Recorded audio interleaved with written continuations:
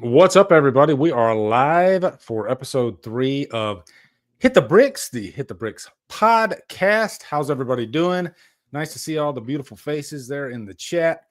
My Avast antivirus free thing just popped up. Do you guys ever get that? The antivirus just decides, hey, I want to take over your computer and see what you're up to. Yeah, it's fun. It's always fun. I just always ignore it. I'm like, bring it on. Let's get crazy. You know, you want to get nuts? Let's get nuts. That's how I feel about the viruses.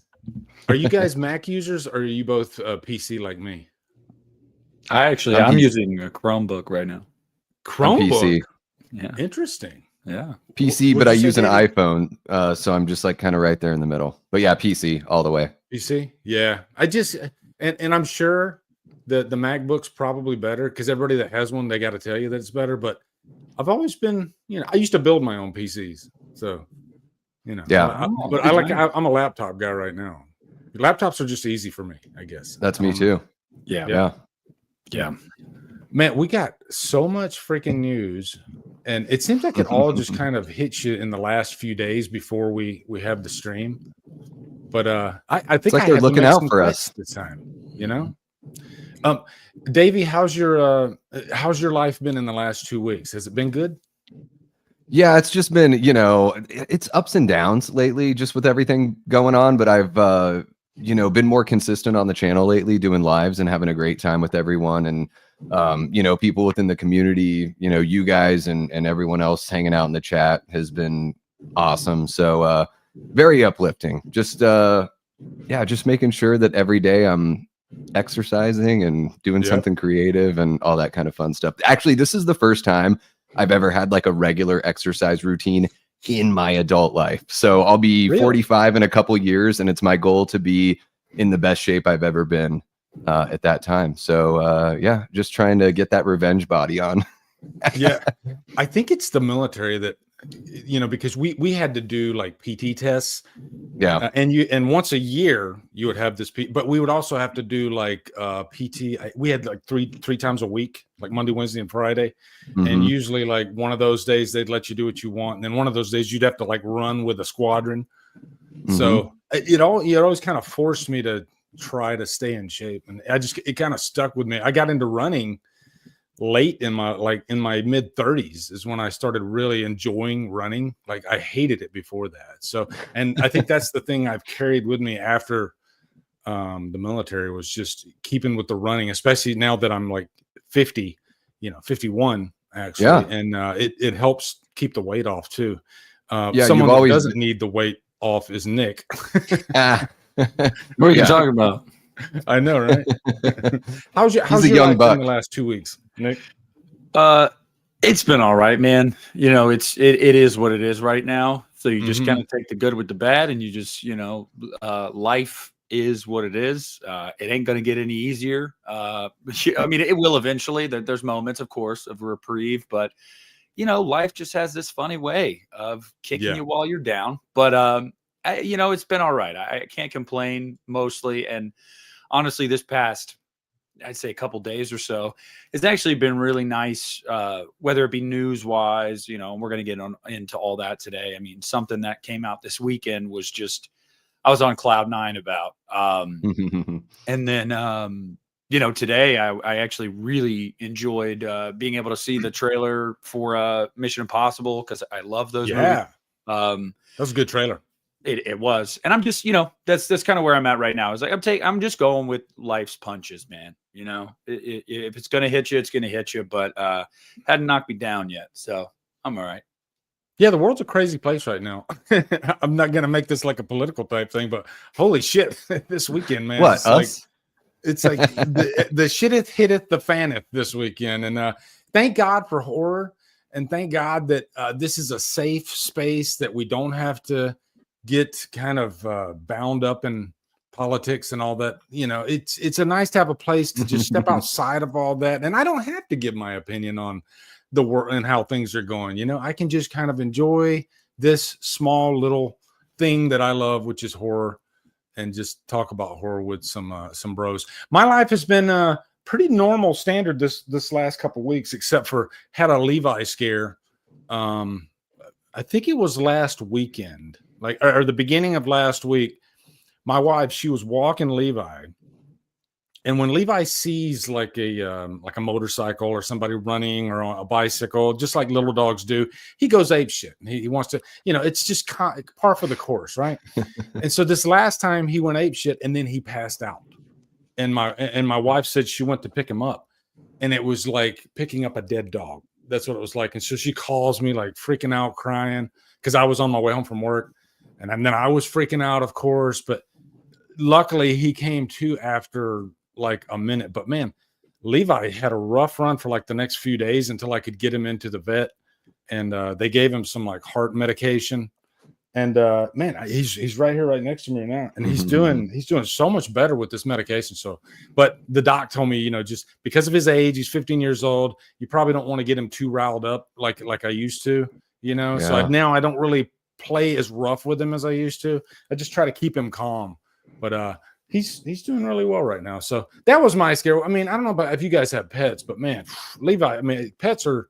Dogs are just like the greatest thing ever, Yeah, and cats. I've got both. I have 2 cats and a dog, and my cat Zeke, he's about to be 13, and he's on the back 9 for sure. But my dog Carl, who's actually, and yes, his name is Carl. Everybody, if you I did that because when I got him, that's when The Walking Dead was super popular, and I thought it'd be funny to be able to be like Carl.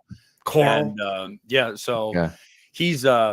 he's about to be, or no, he is 9. He just recently turned 9, and he is a live wire, man. I mean, he is all energy all the time, half beagle, half lab. So he's got that howl. But he had seizures for a couple years there, and they could never really figure out what was wrong with him. Yeah. So I mean, I get it. One time when he had a seizure, man, I freaked out. I picked him up. I took him in the car. My ex-wife is freaking out. She's like, "What are we gonna do?" I was like, "We got to go to an emergency vet. I don't know what's happening." And 5 minutes in the car, he's fine. He's in the back seat chilling. I'm like, "What the hell?" They can bounce back like that. It's crazy. Yeah. So, but it'll stop your world, man. When you're like you were saying with your dog having a seizure like that. And Levi, he had a couple of episodes, even after I took him to the vet, I'd watch him closely, and then he wanted to get excited in the living room with me and play. And I threw his little toy, and then he went to go get the toy, and then he just like toppled over again. And I just freaking killed me, man. I'm not gonna lie. I started crying. I was just like, Levi, don't you dare leave me. And I'm just like begging him, and I'm like holding him and petting him. And it's crazy. Like when you're about to lose a pet that you love, all your outside problems for at least a moment, they're gone. All you can think about is that pet and just doing whatever you can to keep him alive, or, so that's, but I guess that brings a segue in, because I have some like little mini topics before we jump into the big movie topics. I want to talk about music for a little bit. Sleep Token. I don't know if you guys are into Sleep Token. I'll get your feedback here in a second. And I want to know more about you guys music-wise too, actually. But Sleep Token is the first band since I've discovered Tool I discovered Tool back in early 90s. I haven't had a band affect me like Tool since Sleep Token. It's pretty crazy how, it's almost like checkpoints in your life. I think if you're a musician and you're really into music, there's always like certain bands that just, they're almost like checkpoints in your life, and you just, Silverchair, that's another band that I'm really into. Dream Theater, I'm into them. But Tool is still like the freaking, like nothing can top Tool for me. That's just my band. And then here comes Sleep Token. And I'm not saying I like Sleep Token like as much as Tool, but my God, their music is so unique and refreshing. They released this new song called Caramel. And I don't want to like overstate things, but it's almost like saving rock in terms of the Billboard and the charts and all this stuff. Because really, if you look at like Spotify top 20, the Billboard top 20 singles, rock's just not in there anymore. It's not what it used to be. Yeah, we have the concerts and the festivals, and I think that's what keeps rock going. And it's usually these 20-year-old, 30-year-old acts that are keeping rock alive. Yeah, there's some newer stuff in there, 10 years, but then here comes Sleep Token. And this new song, I kind of, because it is kind of sad sounding at the beginning, and I kind of tied it to Levi. And I'm like listening to the song, and Levi's in my mind literally dying in front of me the first time I hear the song Caramel by Sleep Token. So that song is forever tied to Levi, even though the words have nothing to do with Levi, because of, I guess, the vibe and the tone of the song. It just makes me think of Levi. So now it's hard for me to listen to the damn song without getting sad about Levi. It's crazy. So Davey, I know you're a musician, aren't you? That I am. Yeah, I spent so much of music is my main passion. That's, it's just so difficult to talk about it on YouTube, and, you can't really share it. So if it were easier to do that, I'd be doing that on YouTube. But movies and film are like my secondary love. But yeah, music from a very young age was something that affected me pretty profoundly. I started playing guitar when I was about like 9 or 10 years old, and then started my first band when I was 13 up in Alaska. I grew up listening to a lot of like punk rock. Green Day broke when I was in 7th grade in 94.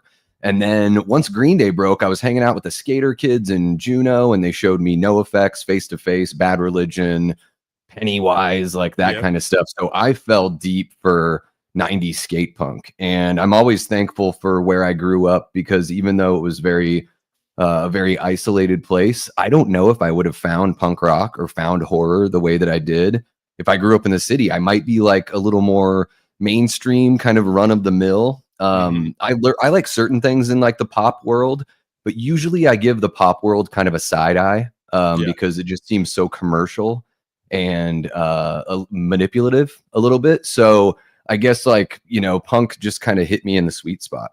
And so I checked out that song today, that Sleep Token song.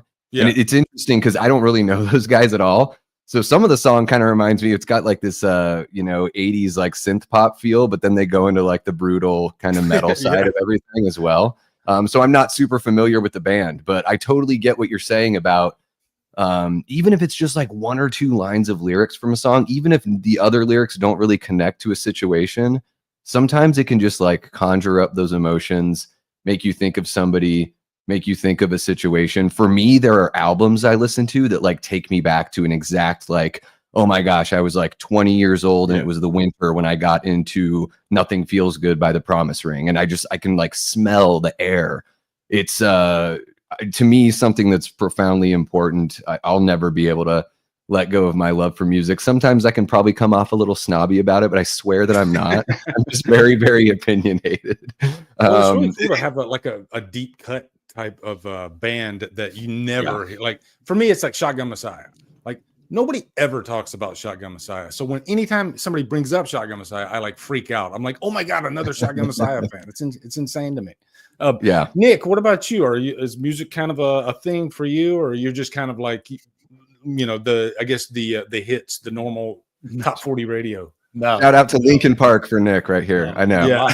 I'm not a top 40s radio person. I haven't really broadcasted it much on, if at all, on my YouTube channel or Instagram really. But yeah, I was in choir all throughout school. In high school, my teacher, she made me take a solo every concert we did. Like I had to. She wouldn't let me not.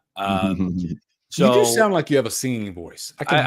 I've got some pipes. I definitely have some pipes. I get it from my mom. And it helped with the ladies in high school for sure. But and I was in bands, with my buddies. I was always the vocalist. And so I grew up in the era of like the first album I ever owned was Meteora. It was the first physical album I ever owned. So that's why like the day after Chester died, I walked into a tattoo parlor and I was like, give me the Linkin Park logo on my arm. And he was like, all right, cool. That's still the only celebrity death that's like ever actually impacted me. But so like Linkin Park, Blink-182, Green Day, like stuff like that. Good Charlotte. And then as I got into my teen years, that's when I was going to like the Warped Tours. So like Avenged Sevenfold was really big for me too. But the thing that really got me into music was Metallica. And I still dabble. Obviously, I mean, when you're a singer, like you still sing, like, in the shower, in my car, like, yeah, sure. my buddy Phil has a degree in music design and production and whatever. And, you know, he's always like, hey, let's get together, man. Like, let's just do some stuff. And, you know, it's just my antisocial nature that we haven't. But yeah, it's always been a really big part of my life. And I actually haven't been to a concert since right before COVID. So yeah, because that was one thing we lost for like 2 years, and I just haven't gone back out and done it. But yeah, man, I was the kid in high school I was definitely wearing the skinny jeans and the band t-shirts, and I had the long hair, and like I was going to Warped Tour, and some bands from Warped Tour have stuck with me. But like Davey said, it's like albums for me. Like when I talk about there's albums that I'm just like, this album just means like so much. It's like, yeah, I love the band, of course, because if you love an album of theirs, you probably love that band. But like, there's specific albums where I'm like, this moment in my life was, I just think back to that. And there's formative albums. I'm sure we all have them. That I remember like a year or so ago, there was this thing that I was seeing on social media, like, oh, share like 4 albums that describe you or whatever. And that was easy for me. I was like, oh, these fucking 4, dude. Like, and some people would be like, dude, what? But like, if you go through, my music history on my phone, just it's all over the place. It Same. is all over the place. Same. I mean, the very first 2 albums I got when I want to say maybe 10, something like that. For Christmas, very first 2 albums, Condition Critical by Quiet Riot, Prince, Purple Rain. And that pretty much defines me as because, you know, you couldn't get farther apart as far as 2 different types of music. But that's me. I'm a massive Prince fan. I'm a massive Michael Jackson fan, but I'm also a massive rock and metal fan. You know? Yeah. And no, I'm right there with you. Yeah. Prince, the cool thing. So some of the best artists like just do whatever the hell they want. Like you look at a band like Queen, or you look at somebody like Prince, other than saying they're like, it's popular music, you can't really like pin down a genre. No. You know, they just do whatever the hell they want. And that's why they stand the test of time. I see Jamie shouting out High Infidelity by REO Speedwagon. That record is a friggin' banger. There's not a bad track on there. REO has become one of my favorite bands within the last like 10 years or so. But I'm right there with you guys, like kind of all over the place. I always tell people punk rock and metal are like my bread and butter. But I mean, I'm a musician. I've recorded bands, all that kind of like, I love it all. As long as it's good, I don't fucking care what genre it is. Yeah. Just I mean, good. my most recent albums that I've listened, or artists, just when I'm going right here, I'm just scrolling. So like Simple Plan, Attack, 21 Savage, but only because of the song Spiral from Spiral. I just like that song. I don't know. I'm not really a big rap fan. 303. Like it's just kind of all over the place. And I was actually cool because, I mean, you guys are older than me, but like, I'm sure you remember when 303 was like a big deal in like the late 2000s when they had those radio hit songs that were all over the place. Everybody knew them. And I was at work the other day and there's a guy my age and he was like, I didn't even know they were still making music. I was like, dude, yeah. And I was like, you want to listen to their new album? He's like, sure. So it's really cool when you get to do that too. Like, oh yeah, you didn't know these people from 15 years ago still make music. Here's what you've missed. So that's cool too. But yeah, a quick little antidote, because you were talking about, you know, you're showing somebody 303 and you got excited. I was coming back from deployment and it's a long flight. And this was back when you had the CD players too, the Discman. And I had my stack of CDs and I'm listening to a Dream Theater album. I was really into Dream Theater. And one of my military buddies, he didn't have anything to listen to. He's like, hey, man, what do you got? And I was like, here, try this Dream Theater. He's like, who is this? I've never heard of them. Okay. And so about an hour later, he comes back to me and he was like, dude, do you have any more of that? He was like, and he had never heard of Dream Theater. And I love when you can like turn people on to that. But this is a good segue, though, into when I talked about Sleep Token, because I was scrolling like the Facebook. And Sleep Token, they're like all over Facebook. For some, I don't know how it makes it to Facebook, but and you know, you're talking thousands of comments and people talking about the new single. And I've come to the conclusion that Sleep Token is the Halloween Ends of music, because there are so many triggered dudes that it's all dudes too, by the way. They of course lose we have all that testosterone. If you like Sleep Token, they hate you. And I even did a test. I was like, let's see, why are there so many laugh emojis? Like anytime somebody says they like Sleep Token, you see there's a laugh emoji in there, and I go in there and I click on it. Sure enough, it's the same dude, and he literally took like an hour out of his day to go through every comment and laugh emoji, the ones that liked it, and the ones that hated it, of course, he would put the love comment. And I'm just like, why would you waste? Like, why do you care what somebody else likes music wise? It's like Jerry Seinfeld says, "Who are these people?" It's just like, where's the person that has the time? It's like to be a troll about, I mean, especially about art. Like, I totally get it. When it comes to politics or religion, people can act all cultish and weird. But when it comes to like opinions on art, it's just like, oh my God, it's art. Like, this is what you're spending your time on, is berating somebody just because they like something that you don't understand. And guess what? Like, what I've come to find is like, it doesn't matter whether or not I understand it. If people like it, cool, good for them. I don't have to like it, nor do I have to understand why anyone likes it. I can just back the fuck off and mind my own business and like my shit. It's also crazy because music is probably the most personal form of art, whether that's from whoever wrote it and then to the listener. Like, songs, we have songs, dude, that like, I'm sure all of us have songs that like you wouldn't broadcast publicly, like, I adore this song, but it's like you heard it at the right time and the right moment. The content of that song, the lyrical content just spoke to you.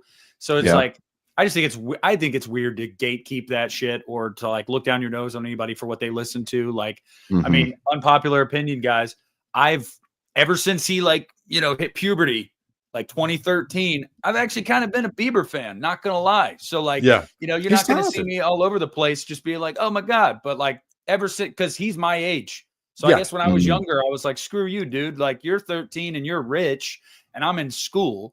But like, once I grew up and he grew up, I was like, I'll give this stuff a chance. And I don't know. So yeah, it's just weird. That's weird. But like you said, dude, people that have time to do that, they got deeper problems, buddy. Yeah, they really do. Well, let me say hello to my beautiful chat here. We got Brett from Good Real Hunting. I'm going to be on his channel on Thursday night. That's going to be fun. First time on Brett's channel. Ryan Olachow, Chris, Sean Sheridan.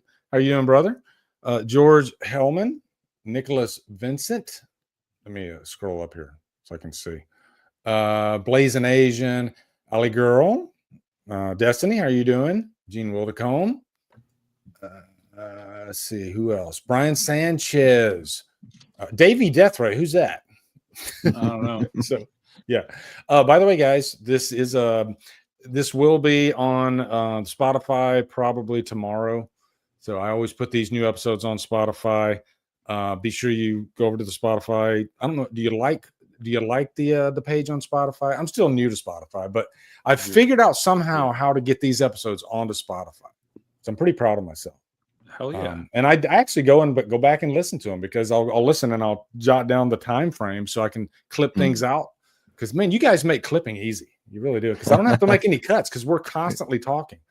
When did I say that crazy thing about Tony Todd and Candyman? I literally do that. I'll write down like little buzzwords that pop up, Nick said this, and I'll I never ever put my foot in my mouth. Never. Yeah, not once.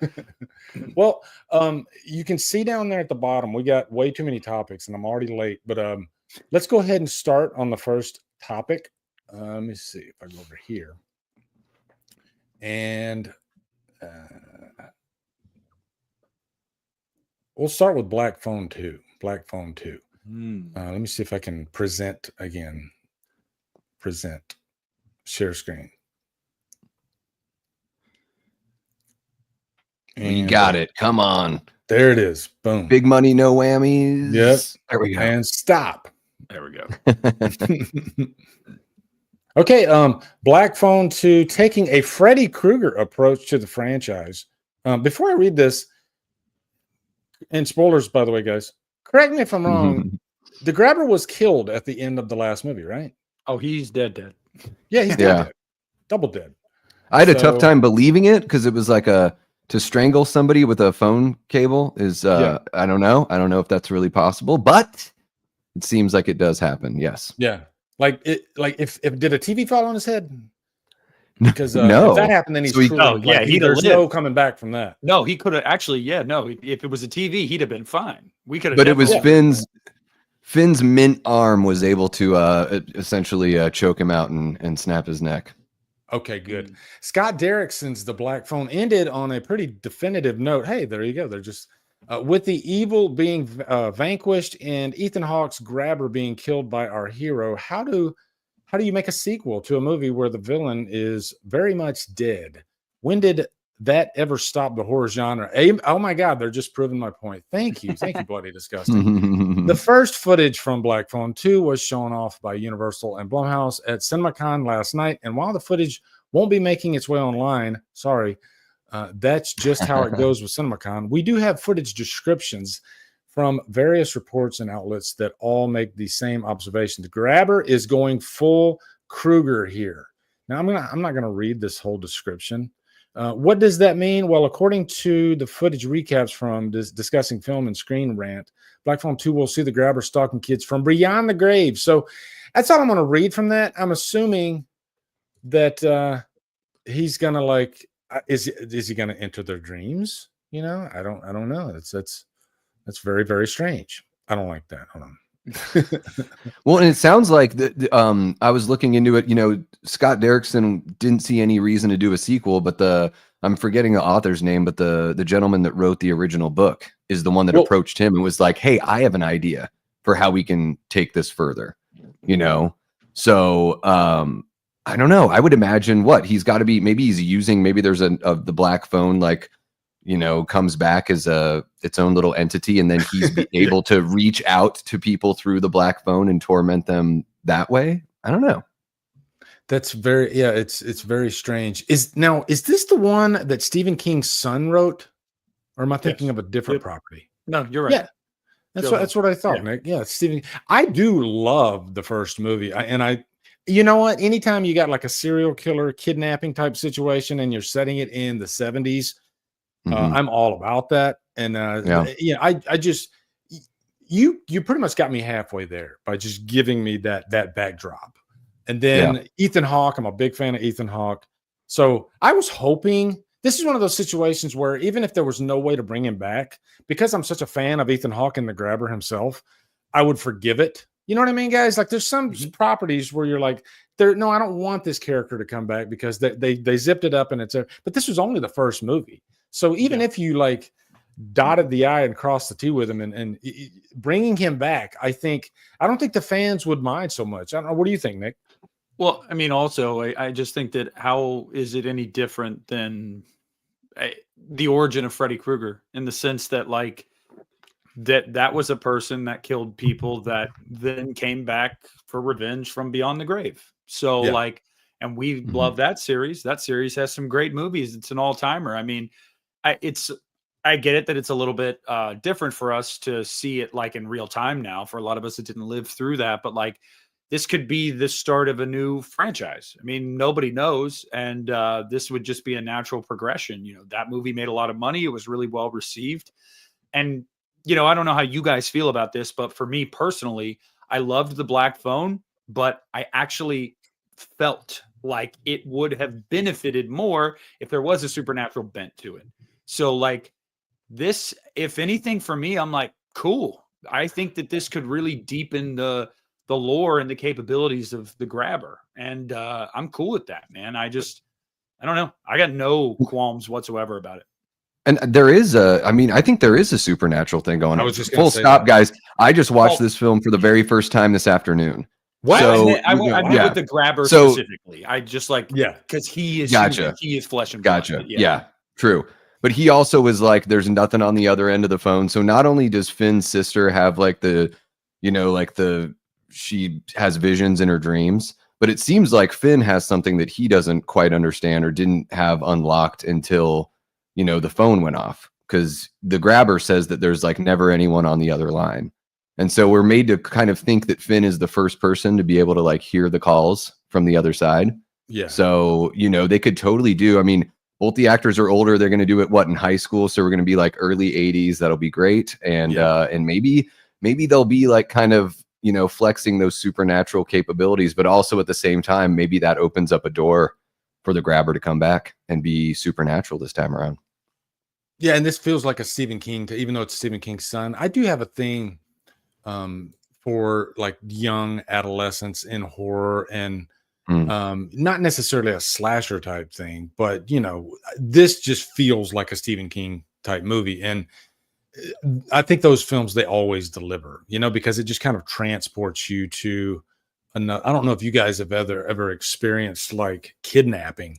I haven't, but I just can only imagine. I mean, we hear about stuff like that, you know, with like the JonBenet Ramsey case and all this stuff. And it really lends itself to movies. And I think those types of films are even more dreadful and scary because it's real life. That stuff can really, and it does.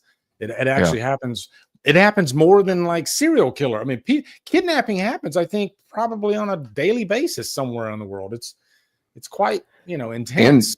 And in the late 70s, there weren't cameras everywhere. So it's kind of smart to put it back in that day and age where it's like, it was a little easier to get away with, I suppose. Yeah. But the only way you're going to be able to continue this series is unless you go backward, like a prequel, which I just don't.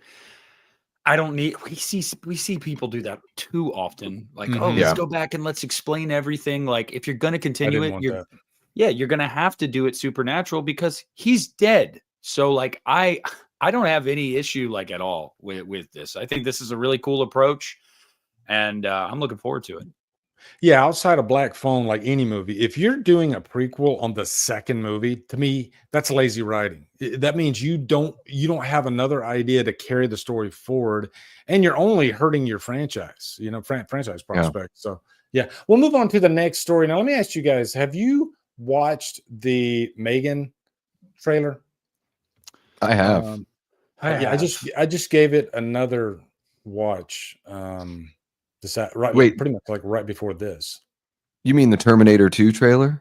That's what I was gonna say, the Terminator 2 trailer, because it's pretty much Terminator 2. And who are they? And I'm not like dissing the trailer. I like the trailer, it's fun, but it almost feels like they're marketing this to Britney Spears fans. Because I mean, look at what they did for the first one. Like, I was not the target audience for that movie. No, not at all. And I guess to quickly recap our thoughts on the first movie, and I did give the first movie 2 or 3 tries. I don't hate it. I don't love it. It's just kind of there, you know, and I think maybe the horror fan in me felt a little gypped. She is a very infectious character, M3GAN, for sure. But I just think everything around the character was a little lacking. Even in you know, the woman and her child.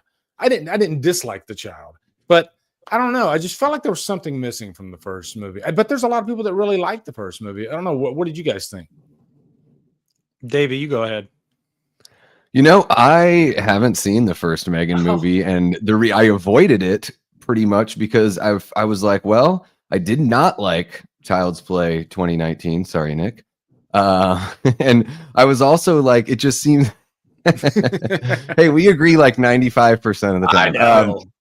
To me, it was sort of like, it was like AI, the movie AI meets like that Child's Play remake. So I just sort of was like, I'm gonna back off on this one. Like I said, guys, sometimes I act like a total snob. I swear, I'm not trying to be that way.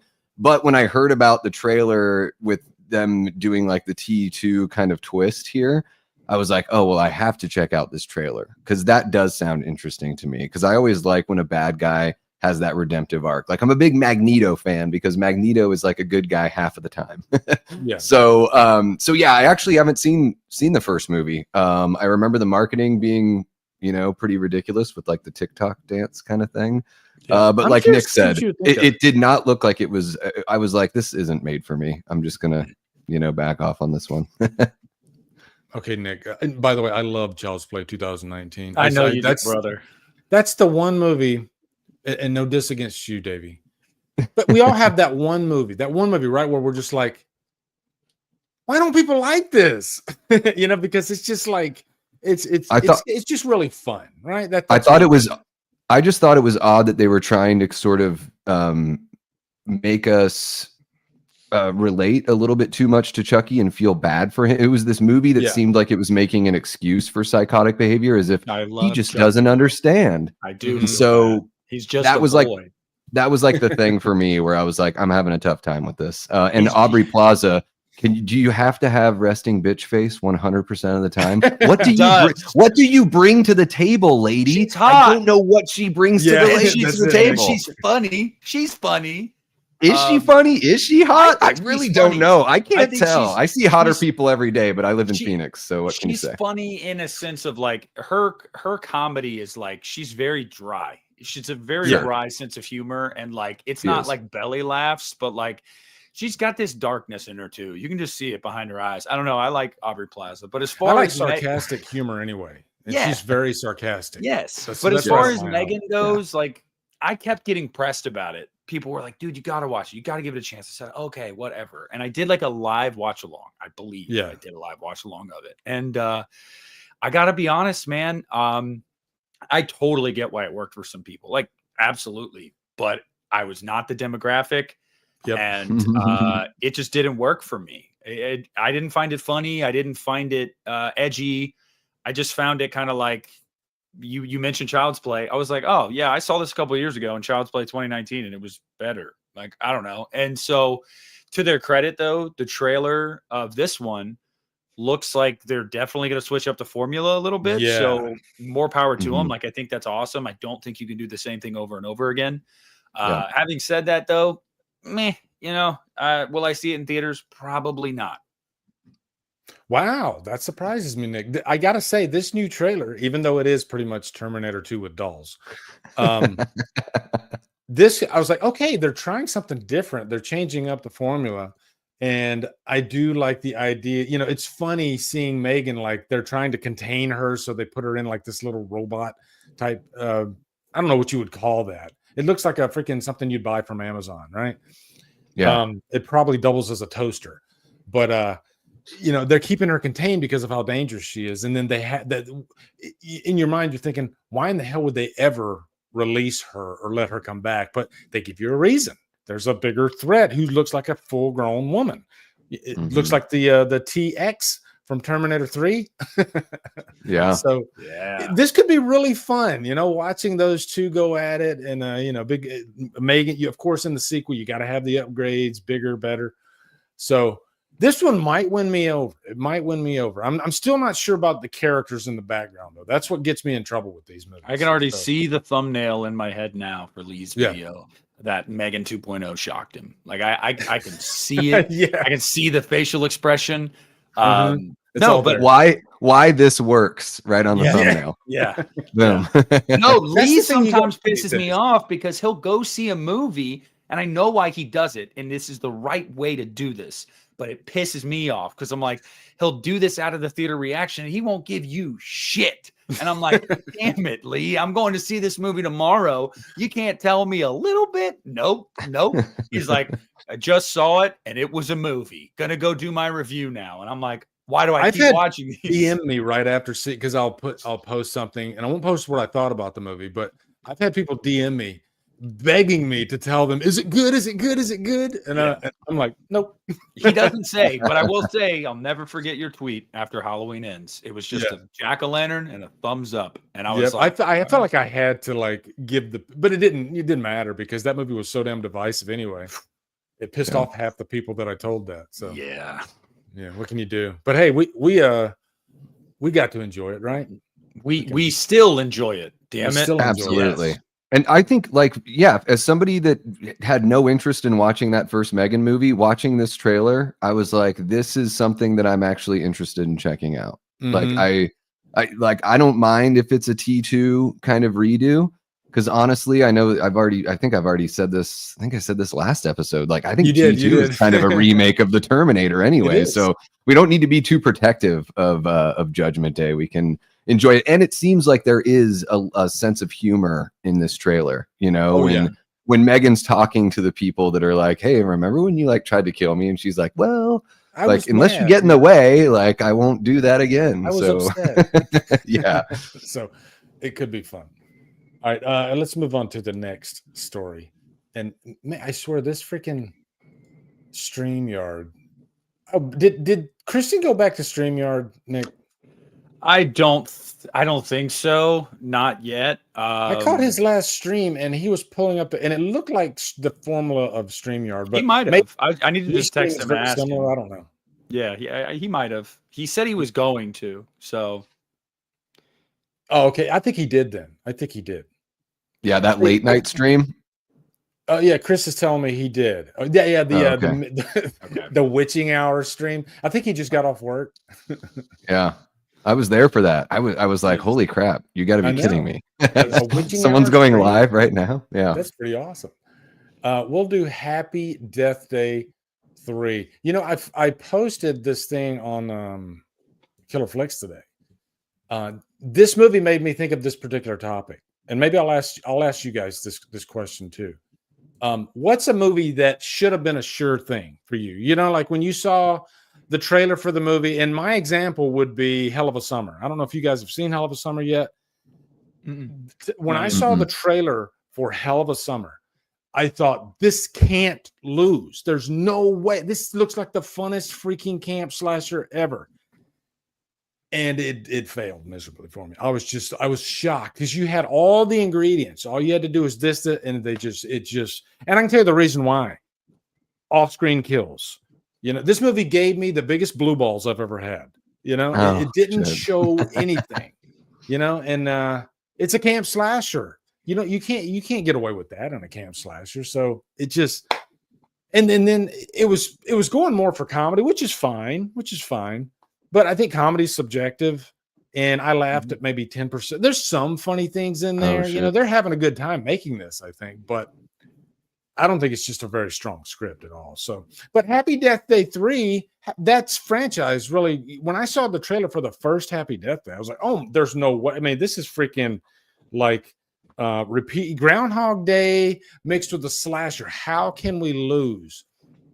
And to be, a lot of people do love the first Happy Death Day, and I have come around to it a little bit. But just talking about the very first time I saw the movie, as a slasher fan, I was disappointed because you never saw the kills. Every time she was about to get killed, she woke up, and that's that's the plot of the movie. So you have to remove, I guess, the bloody slasher part of your brain out, and you got to just go in for the comedy of it. And Jessica Roth is, I mean, she is infectious. She is really good in the movie. So I think she's kind of brought me around to the first Happy Death Day. I still need to give the second one another because I hated the second one because it went for, let's get all the slasher stuff out of the way and let's just call this a sci-fi type Groundhog Day movie. That's what a sci-fi comedy. That's what the second one felt like. So this third movie, it always pulls me back though. There's a chance that this third movie, because Christopher Landon, I think he heard all those complaints about the first two movies, and then he comes and he makes Freaky. Yeah, he makes Freaky, and he doubles down and he gives you a lot of blood and guts. And I thought Freaky was great. It was so fun. So maybe he'll give you a little of the best of both worlds. And Happy Death. I think it's called Happy Death Day to Us. I don't know. Let me read through this and then I'll let you guys take the floor. All right, hold on. Happy Death Day 3 is finally moving forward. Finally moving forward. There's Jessica Roth. Perfect leading lady for this.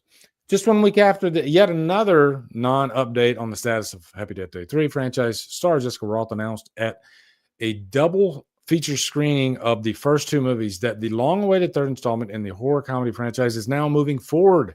The third movie is moving forward, Jessica Roth said on stage at the Americans, blah, blah, blah. And director Christopher Landon said, Landon himself added, it is moving forward. They just keep saying the same thing.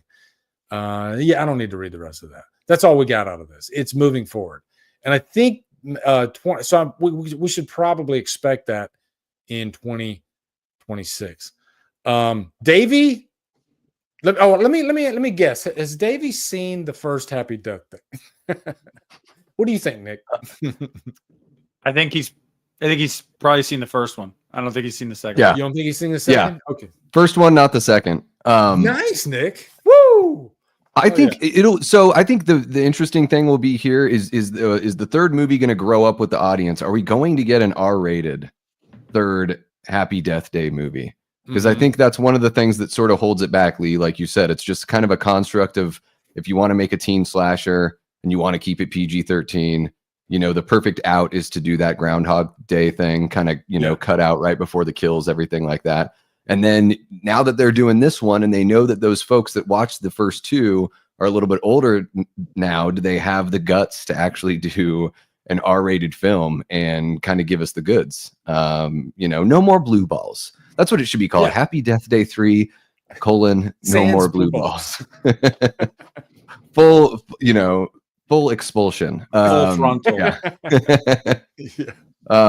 Yeah. So, I mean, you know, this is one of those where it's like, okay, so if the teaser comes out, it looks pretty good. I'll probably go check out the second one, get myself all ramped up. But I'm really excited to hear what Nick has to say about this one, because I know he's really, really pumped on this one. Speaking of blue balls, I don't want to keep him holding back any further. I know what I'm calling this episode on Spotify. Full release. Yeah. Episode 3, full release. So let me tell you something really quick. When I got this news texted to me Saturday night, I don't know, it sounds lame, but like I was on cloud 9. Like I was almost like I was beside myself. I couldn't believe it. I mean, you go through my tweets. I've probably sent 15 or 20 tweets over the years to Jason Blum, just being like, "Hey, where's Happy Death Day 3, bro?" Like it's just something that I've needed for my soul. I don't know. So the fact that this is happening is just awesome. I love both of both movies. I actually prefer the second one, and I know that that's a you know, not a popular opinion, but the first, because of what you guys said, honestly, like the first one, I love it too, but it's a PG-13 slasher. They can only go so far. And so I think the reason I love the second one more is because it wasn't even trying to be like a PG-13 slasher anymore. So it was fine that it was PG-13, because it was like, we're just going to do like a dark sci-fi comedy, basically. And I was like, oh, yeah. And there was still cool like slasher elements, mainly in the beginning of the movie. But the thing about these movies is just Jessica Roth is dynamite. I mean, there's really no other way to put it. And it's crazy because her arc is just like, you hate her when you first meet her in the first one. And by the end of the first one, you really love her. And then in the second one, so much growth. I mean, I won't go into detail, but Lee, I'm sure you've got to at least somewhat remember the scene she has with her mom in the second one. And it's just that's a good scene. Oh, it's gut wrenching. And like, you put yourself in that position and you're like, what would I do? She's just so good. She anchors these things, and they're fun, man. In the first one, you got the montage. The second one, you got the montage of her offing herself over and over to Hard Times by Paramore. Like, it's just, I love these movies. They've needed to do this third one for a long time. You're making me want to go watch these two again. One thing I do love about the slasher genre in general is I accept it all. Even if the movie doesn't fully land on me, I like that we do have this kind of PG-13, just really fun and infusing sci-fi aspects, like you know, the recent Back to the Future type slasher movie that we had. What was I can't remember the name of it. Was Kieran Shipka? Totally Killer? Totally Killer, yeah. Yeah, Totally Killer was so freaking fun. And I think that's I like a nice mix of slasher movies. And it feels like the slasher genre has kind of taken an upswing over like the past decade, which is nice. Oh, it's hot right now. It's hot right now. Hot. You're getting all different flavors. They're cheap to make, you know? And Hard Eyes. I freaking loved Hard Eyes. And you get your blood and guts and stuff like that in Hard Eyes. But there's still, I do like a good, like when they can infuse comedy in a slasher and still make it bloody and graphic. I think that's my preferred flavor. But even if, like I said, even if I don't like these movies as much, I do love that they exist. I love that Happy Death Day is there, because these movies do make good money, and it's good for the slasher genre in general, you know? And yeah, I love these movies. The first one had like a $4.5 million budget and made like $125 million. So it was like, holy insane. shit. Like, yeah. T. Parker Evans, he says, with the Happy Death Day films, it's more to do with the humor, tension, and the mystery than the actual kills. So I feel 3 will be PG-13. Yeah, and he's probably right. You know, it's just like you just said, Nick, that with the amount of money that they made off of the first 2 movies, why do you screw with the formula? You know, just Well, carry the that's story forward, but yeah, that's keep the it same crazy way. thing, Lee. They got cold feet after the second one because the second one made half of what the first one did. So they were like, "Uh-oh, people don't care." That's why we didn't get the third one. But guys, it cost $9 million to make and it made like 70 million. Like, what Yeah. are we Yeah. talking about? It still made a shitload of money. That's why it always bothered me for years, because I was like, Blum, you cannot say it's because of financial underperformance. You made bank off this second movie. Like, yeah, you made less, but like, guys, most of the time that's the rule of sequels. At least it was Yeah. for a while. Like, you're gonna see Yeah. diminishing returns the longer you go. It just is what it is. So yeah, that's a whole other thing that just really pissed me off. But yeah, they're probably going to spend 10 million on this movie. It'll probably make $100 million.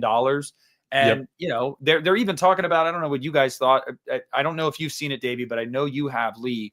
They've said also, they've hinted at crossing over Freaky and Happy Death Day, which I think would work perfectly because they feel like they're in the same universe. So like, I think that would be really cool. But I don't care what they do.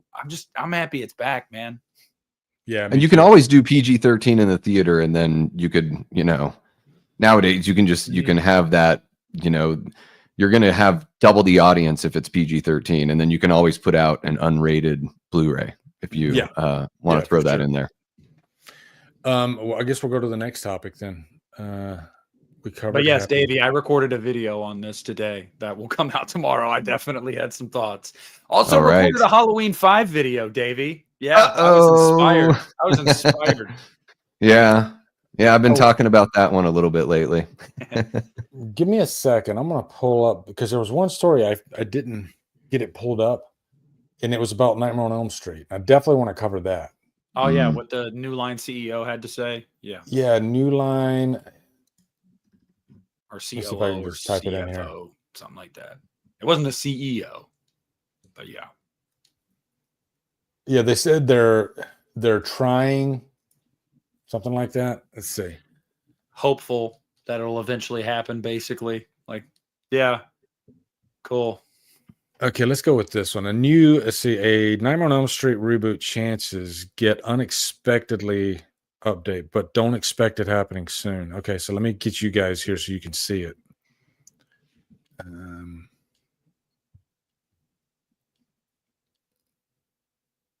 And that's still showing Happy Death Day.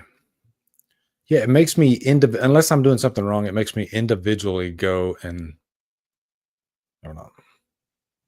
I think if you have like multiple tabs open, you can just go over to the tab, and StreamYard should ask you, do you want to start displaying this one? Okay. Let me check that and see. Hold on. You might be right. I'll do this though.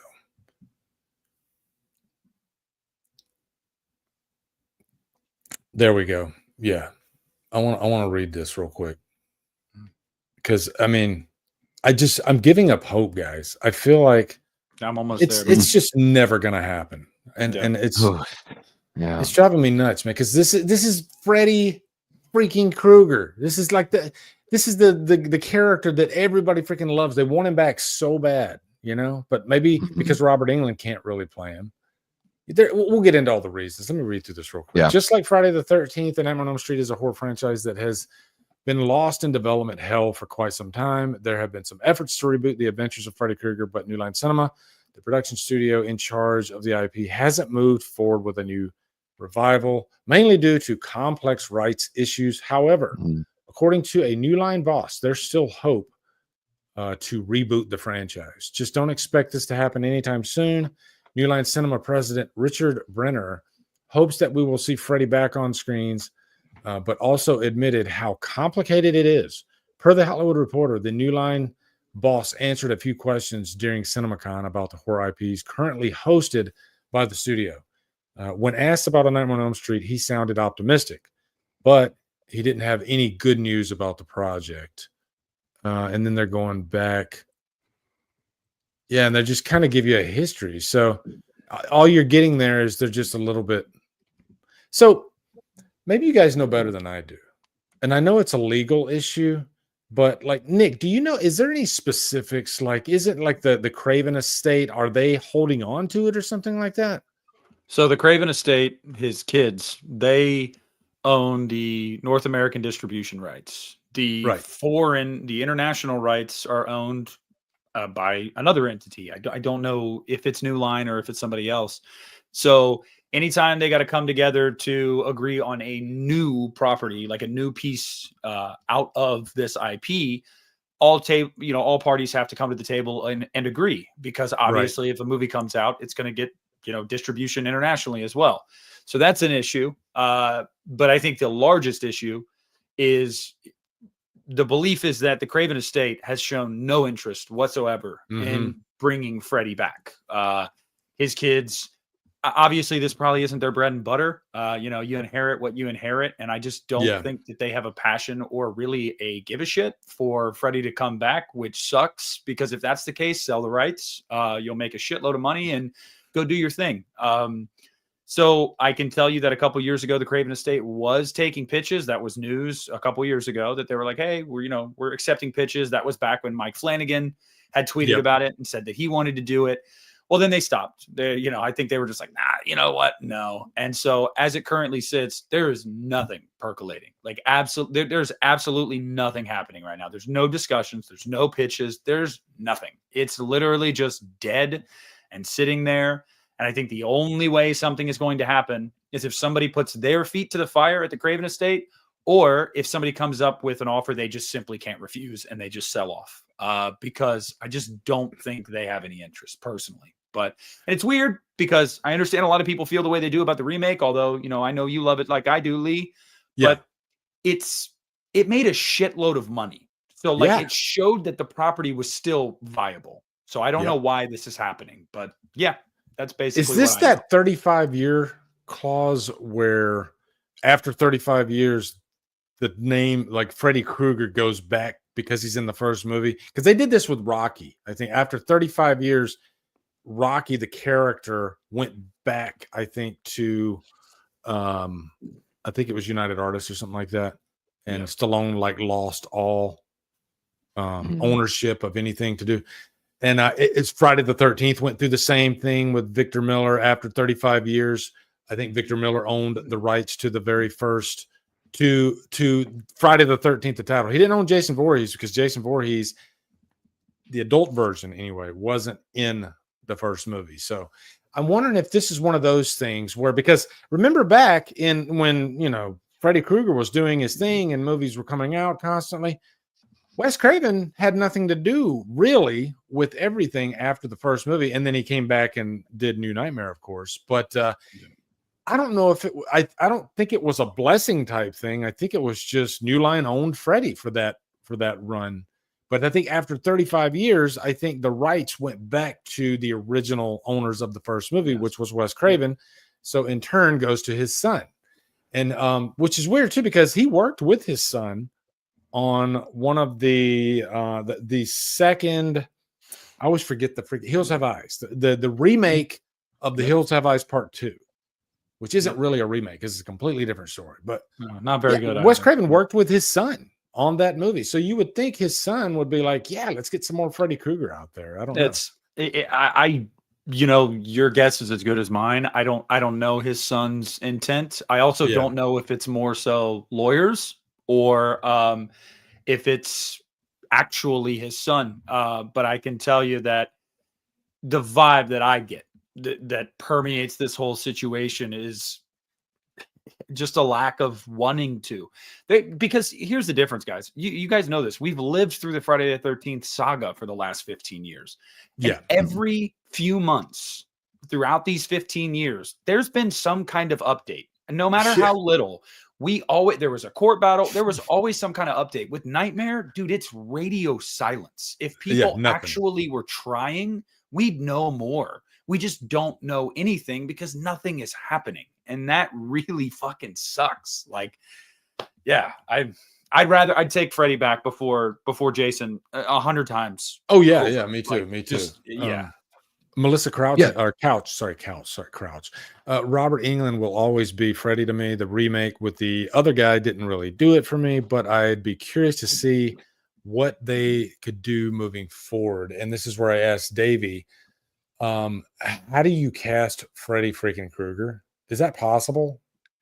I think it is possible. I think the key to casting a good Freddy Krueger is to find an actor that's in their mid 30s, mid to late 30s that people don't know. That's somebody that's been like a relative unknown. I did a video maybe about like almost about a year and a half ago. There's this guy, Jared Bankins. He was one of the like right hand men in the Twisted Metal TV show. Right. He's in the first like 3 or 4 episodes. He plays a character in that show where he just takes this like sick sadistic pleasure from tormenting a couple of the main characters early on in that season. And something just clicked when I saw him. He has like the physical attributes and everything like that too. He's a tall, like gangly guy. So I think that there's something about having somebody that can pull off a little bit of an uncanny valley sort of look. There you go, like Nick. Let me be the next Freddy. But what really clicked for me is the sick sadistic pleasure. Like that to me is so part and parcel with the character of Freddy Krueger, at least the version that I really enjoy about, or the things that I enjoy about Freddy. But I do think the key is somebody that's like, when you go in and watch the movie, there's that suspension of disbelief, and we don't have a star taking over that role. Everyone puts out the same friggin' names. It's all like Bill Skarsgård or Evan Peters, or somebody that's already established in horror and it's already done so much. And I just think we need to give some other actors another shot. And also, I just think we need like Robert. I don't know. Maybe I'm sure people know this. Robert was not a star when he took on the role of Freddy Krueger. He was on the TV show V. And that was it. And that was all people knew him from. And so I think that's like, we kind of need that. And maybe that's one of the roadblocks too, with Jackie Earle Haley being an accomplished performer before taking over the role. And I understand that people are really protective about Freddy because Robert played him for so long, but there is an opportunity there.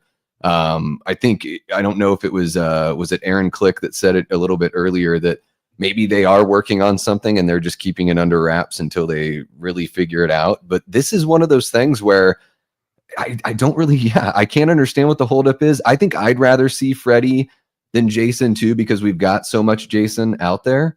And Freddy is my least favorite of the big 3. So I would like to see another at bat at the plate. Like, let's take another swing or two with Freddy and bring him back. It's high time. This is one of those weird properties too, where I usually don't like prequels, but I could totally be down with seeing something that gives us at least a little bit more of human Freddy. And I think one of the missed opportunities the first movie had was that they could have made it to where he was innocent, and that's why he came back. And then they went way over the line on that. So I think that's something that you could possibly explore that if you want to. You don't have to, but I don't, the rights issues here. I'm just, as a huge Halloween fan, I'm so thankful that Malik Akkad is at the helm of the Halloween franchise, because he understands and appreciates the fans, and he's never gonna hold back just because. But I do think that bringing Freddy back, there's a massive opportunity out there. And the best we've gotten is our guy Cecil Laird from the Horror Show channel making Dylan's New Nightmare. And I know he's working on multiple versions of the follow-up script. He's talking to people that have been involved with the franchise since the very beginning. And I know that, one of the hopes that he has just from our private conversations is that he can put something together to where he can have somebody, be that intermediary that could possibly reach out to the Craven estate, that maybe something bigger could be down the line. And I know that just is probably a pipe dream and all that, but hey, if these conversations just can help like move it along and help them realize that there's money to be made and fun to be had, then I think it's high time that we get Freddy to come back. And Jared Bankins, guys, I shit you not, I'll plug my own channel. Check out my video on my channel. Check him out in Twisted Metal. He was also in a movie called Off Ramp that is about these a couple juggalos going to the gathering. I'm not a juggalo, but I was like, I have to watch this movie because I love Jared's performances so much, so I have to check it out. So I think that's the way to go. Somebody that's kind of off the radar. Give somebody a shot to make themselves a star through this role instead of picking an established star to take on the role. No, I agree. And I just wanted to say one thing about Malik Akkad. Not only is he someone that, you know, cares about the property clearly because, you know, keeps bringing it back, and he's probably, I think any filmmaker would love to work with him because he gives creative like freedom to you. Yeah, And so completely. like, you know, we've heard the stories about Rob Zombie's Halloween 2, where the Weinsteins wouldn't leave Rob alone, and Rob was calling Malik every day, and Malik was like, fuck him, dude. Do your thing. And Just do it. and then obviously, you know, David Gordon Green, he did the same thing for DGG with Ends. It was just like, do your thing, man. Do your thing. And you know, whether you love those products or not, that's got to be a filmmaker's best friend, to have a guy at the head to just be like, man, get weird, get wild, like do your thing, dude. Yeah, shout out Malika Cod. They don't make them like you anymore, buddy. Now transitioning here, because fan films, we're in a new age of fan films where they're starting to bleed into the real IP, because you're getting legacy characters, legacy actors that are jumping over to fan films. It's giving them a chance to, like Alice from the first Friday the 13th. And she was in one of the recent Jason movies. Jason Rising. Jason Rising. Yeah. And it's really, I like Jason Rising. So, but you know, Vincent DeSante, and he, you know, here he is, and he's got Tom Matthews, you know, in a couple of his movies. And so it's just, and can I say this? I think because I'm a associate producer on a Crow fan film. I'm not going to say anything about who's in the movie or anything like that. But what I can say is that the studio that does The Crow, and I don't think Cody Falk would mind me saying this, because I think he's let it. Yeah, he has actually posted about this. Lionsgate they reached out to him because it was making his updates about the movie, the trailer for that movie. It created a little bit, so much of a buzz that Lionsgate Studios actually like reached out to him and invited Cody Falk to the premiere of The Crow 2024, you know, and that got me thinking, like, how, and I even asked Daniel Harris this question last time I went to Spooky Empire. Would you ever do because I got a feeling that the Jamie Lloyd Halloween movie, if I had to put my money on it, I don't think it's happening. Okay. I think Malika Cott has way too many big offers on his table. And I know that Daniel Harris has actually pitched to Malika Cott before, but I just don't think it's going to happen for a variety of reasons. So I asked her this question: would you ever consider, you know, somebody comes to you and they got a budget of like, you know, if they could raise like freaking $200,000, let's make the Jamie Lloyd, you know, Halloween movie in the present day that takes place after Halloween 4. You know, we disregard 5 and 6. And she told me point blank, and there's something she didn't tell me, which I think was probably on her mind, but she told me she didn't want to get in bad with Malika Cott. She did not want to piss him off at all, which means in her mind, there's a small sliver of a chance. So she's waiting to see what happens with Halloween. She's even trying to get in on the TV game. So, but I do think that after the next move has happened in Halloween, and it's not involving Jamie Lloyd, I think Daniel Harris will jump at the chance if it's a quality script, if enough money is raised. And I do think the fans would, I think there's enough Jamie Lloyd fans that would give to that, you know, that Indiegogo. Can you imagine? Daniel Harris has just said, I am going to do a Jamie Lloyd movie. All you need to do, we need to get to $200,000.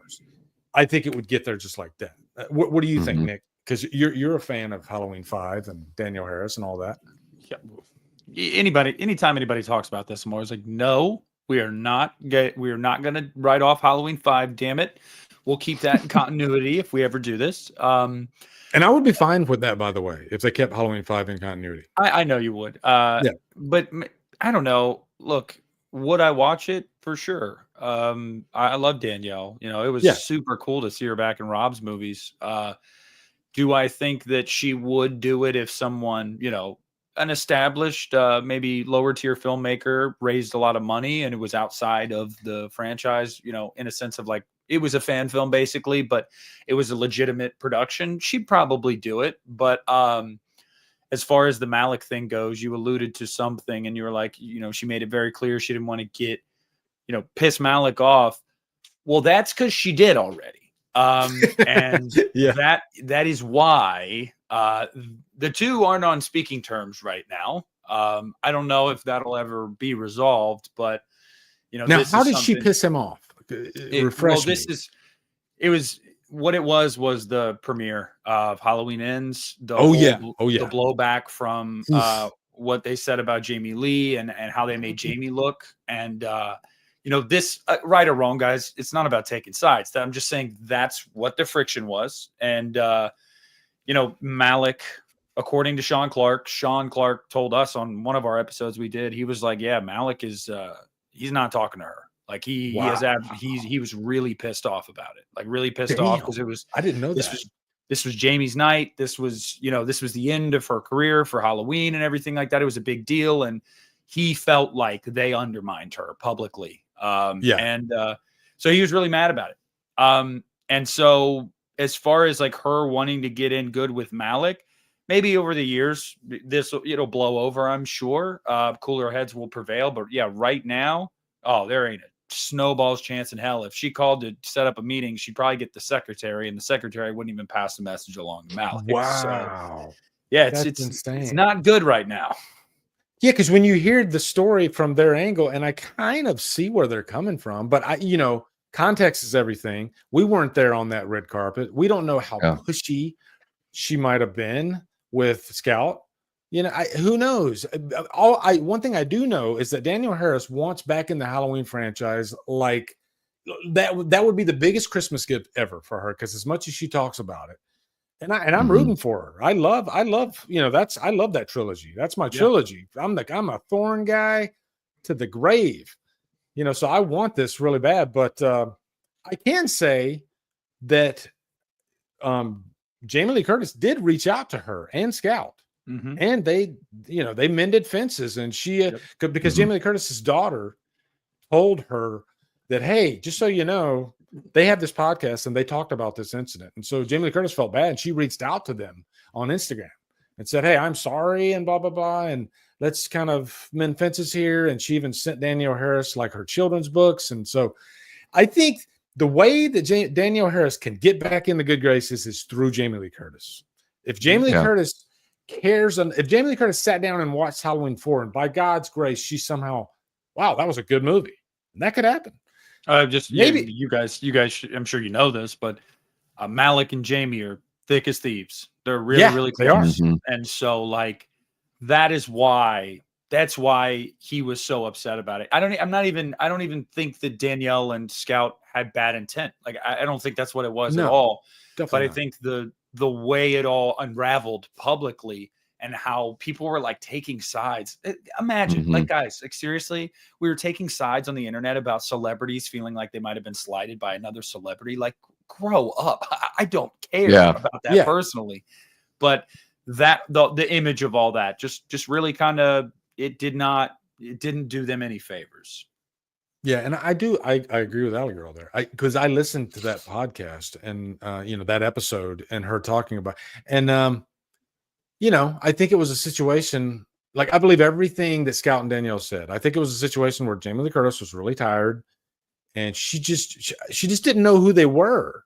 And then she had, you know, an assistant that was trying to keep Jamie Lee Curtis happy because she is the star of the premiere. And I think it was just a misunderstanding. I think at the end of the day, I don't Jamie doesn't. Go ahead, Davey. Jamie Lee Curtis, like, has said she doesn't watch scary movies. Like, it's just not really. It's not really her kind of vibe. So I think it probably came more from that, as far as like, I'm sorry, I don't know who you guys are. I haven't seen those movies, because she doesn't have a genuine interest. You know, it's not. So yeah, I don't think it came from a bad place. But I think there's also like the way that, you know, people perceive Jamie Lee Curtis as a person just from her own social media, and then they hear this story, and it kind of backs up maybe if they have some kind of bad feelings about her, it just sort of reinforces that, unfortunately. But yeah, I mean, I would love to see Danielle Harris come back. I hope the TV show is like anthology and that we get, you know, part of that story. And I think, you know, with Jamie Lee saying, when was it? It was about, you know, maybe 6 weeks ago or something like that, where she was like, well, you know, like never say never or whatever about Halloween. Yeah. I don't ever want to see her come back as Laurie. No. But I am totally cool with her being an executive producer and being there to financially support and be there to help move Halloween along from behind the scenes. I think that would be a great way for her to stay involved and help move things along, you know, but please don't show up on screen again. No, I think for all the people that are alive right now, like obviously Carpenter is most responsible for creating the original movie, but I think that the person that we tie most closely to Halloween, like who speaks for the franchise or who's the face of it, it's Jamie Lee Curtis. Like Jamie Lee Curtis, aside from the mask, like that's what you think of when you think of Halloween. So if she wants to be a part of every project moving forward behind the scenes, you know, whatever it is, and have creative input, absolutely all for it. But Laurie Strode, you bring it back. I'll be there, but I'll be fucking pissed. Well, and that's why I think, we all will. and I think that's, you know, like if Danielle, you know, since Danielle and Jamie Lee were able to mend those fences and everything, maybe that's the way to get back into Malik's good graces. But yeah, maybe it needs to cool down. And yeah, I guess it does depend on what kind of direction they take Halloween moving forward. But I do think there's a great opportunity, man, for a TV show to give the fans every little side story they would have ever wanted. Just do like a what if kind of TV show would be amazing. Does YouTube have a Halloween beacon? Because as soon as we started talking about Halloween, I noticed the number just started picking up. It's like a back. You start talking about Halloween, people's ears start like burning. I guess. Somebody's talking about Halloween. Let's go over Corey Cunningham's face in the sky. It lights up, and everyone's like, "Oh shit!" The Corey signal. It's the radio tower. Just everyone gets a notification on their phone that's like, doo, doo, doo, doo, doo, doo, doo, doo. Okay, I have to hop on. Yep. Let's talk about a theory that Halloween Ends is the worst movie ever to exist, and there's a deeper conspiracy behind it, and we just don't realize it. And, we don't get it. Then we'll see the number double. Yes. One thing I did want to say about Danielle Harris, because it is fun talking about Halloween, is that I understand how she is scarred royally, because here's a person, she's supposed to be the daughter of Laurie Strode. So what do? They come out with, well, first off, they fuck her over royally for Halloween 6. Then H2O, they're like, you don't exist. She's got John Tate. She's got different children. And then they do it again with the David Gordon Green trilogy with Karen, you know, and she's got a granddaughter. So I can understand like the hurt. Like Danielle Harris must be, when every time they had an announcement, like, you know, she's got another kid and it's not me. Oh my God. I think I'd freaking want to jump off a cliff too. Danielle Harris is the Roman Bridger of the Halloween behind the scenes, right? She's the kid that won't be acknowledged by the true mother. Oh my God, Davey, you just wrote the next Halloween movie. I was just going to say that's the twist. At the end, the mask comes off and it's Jamie. She wants revenge. We bring back Josh Hartnett and he's the lead. And at the end, we find out Jamie's been behind the Myers mask and she wants revenge for the life that she never had. Yeah. Let's get Halloween super chats, man. What I tell you, man, it's Halloween, dude. Gary, he says, what if they had an anthology show, but Jamie plays, oh my God, Jamie plays he's really thinking exactly what I was just thinking 5 minutes ago. The voiceover for each episode, like the speakers in Halloween 3. I was actually thinking that, but I guess a little different. I was thinking, what if the next movie, and they've been keeping this under wraps for the whole time, what if the next movie is an actual sequel to Halloween 3? And Jamie Lee Curtis comes back as the voice again of like Davey, would you welcome a true sequel to? I'm getting chill bumps just thinking about it. Oh yeah. Let Michael Myers take a break, and he's my boy. I love Michael Myers with all my bloody freaking heart. But give me a freaking true sequel with all practical effects for Halloween 3. Oh my God, dude! I would freaking do a backflip. That would be insanity. I think they could do it. They could make it, you know, modernize it, so you could have it be something that's like through the phones and everything. You know, so instead of having to sit down and watch the big giveaway at 8 or whatever, you know, you could have like the scan this QR code kind of thing, you know, just another, just a way to take it. Yeah, taking it writes global itself. and yeah, because basically, I mean, playing a joke on the children. I love that line. I mean, Dan O'Hurley is just so chilling as a villain in that film. But I love that idea of like culling the herd. It's this way for this cult to just like kind of wipe the slate clean in a Yeah. way. And I think that you could certainly modernize that, right? It could be a commentary on the way society is.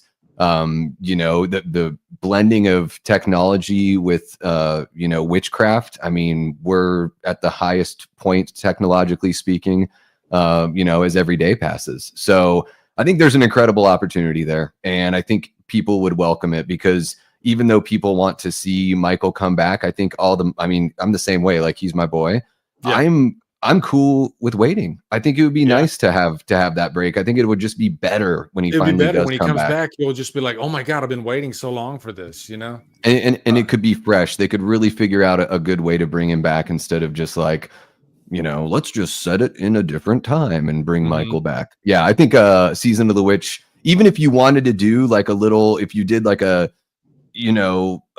season of a show and you kind of wanted to like remake the original or something like that, or you wanted to like do that as a launch pad to sort of get everyone caught up in the mainstream world, I think that would be pretty awesome. Fuck yeah. Nick, are you a fan of Halloween 3? And by the way, that score is the most underrated freaking horror score So I've ever good. heard for Halloween 3. yeah. So freaking good.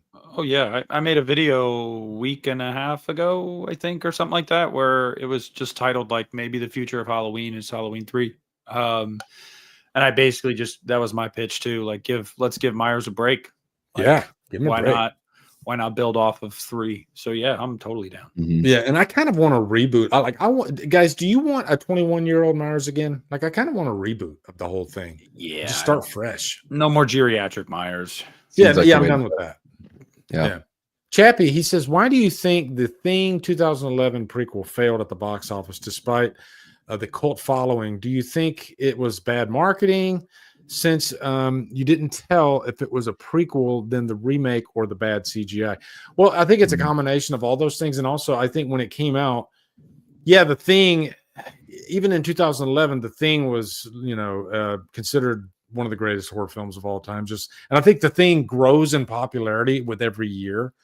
But I think I almost think that the Carpenter's Thing is almost like sacred ground. And it's like, we don't want to like mess that up. Having said that, I do actually enjoy quite a few things about the original, as far as like feeling like it belongs in Carpenter's world. It even, like, the end of that gives me chills, how it ties perfectly in. I like how it covers the Norwegian camp, which is cool. I don't think it was, I think the CGI is what really hurt that movie. But even if they like didn't have the CGI problem, I still think the 2011 prequel, I don't think it would have been a huge box office success. At the end of the day, the Thing property is still a cult type property. So it's not a big IP. And I think that's why, you're not going to get freaking $100 million, box office out of the Thing. I just don't think it's going to happen. Prove me wrong, but yeah, I don't know. What do you guys think? No, I agree with you. And I think that people often forget that the Thing was absolutely raked over the coals when it first came out. That thing did not get good reviews.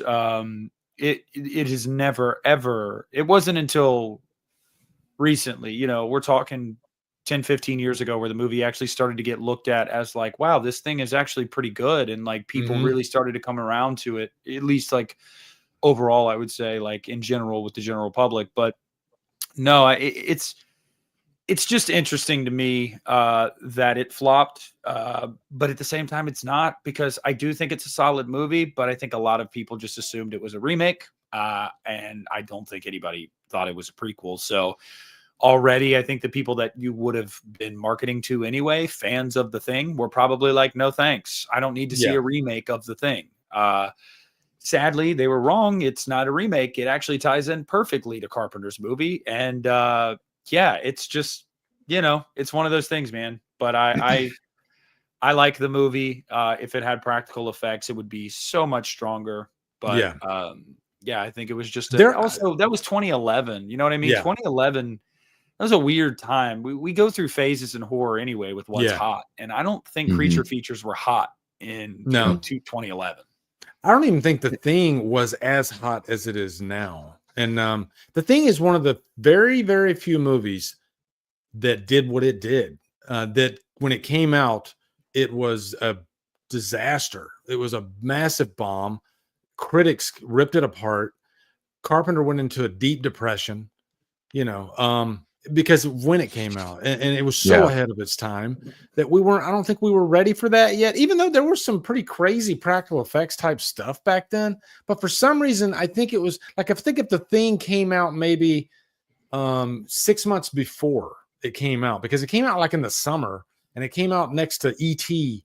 I think if it came out like the October before, I think it would have fared better. But yeah, it came out right after E.T., so everyone was like, "Oh, E.T.'s so hopeful." And The Thing is so like dour and depressing. So even if The Thing came out like in the mid to late 80s, it probably would have fared better because people were more into that. With the Fly coming out and then the Blob, both of those have that like dark feel.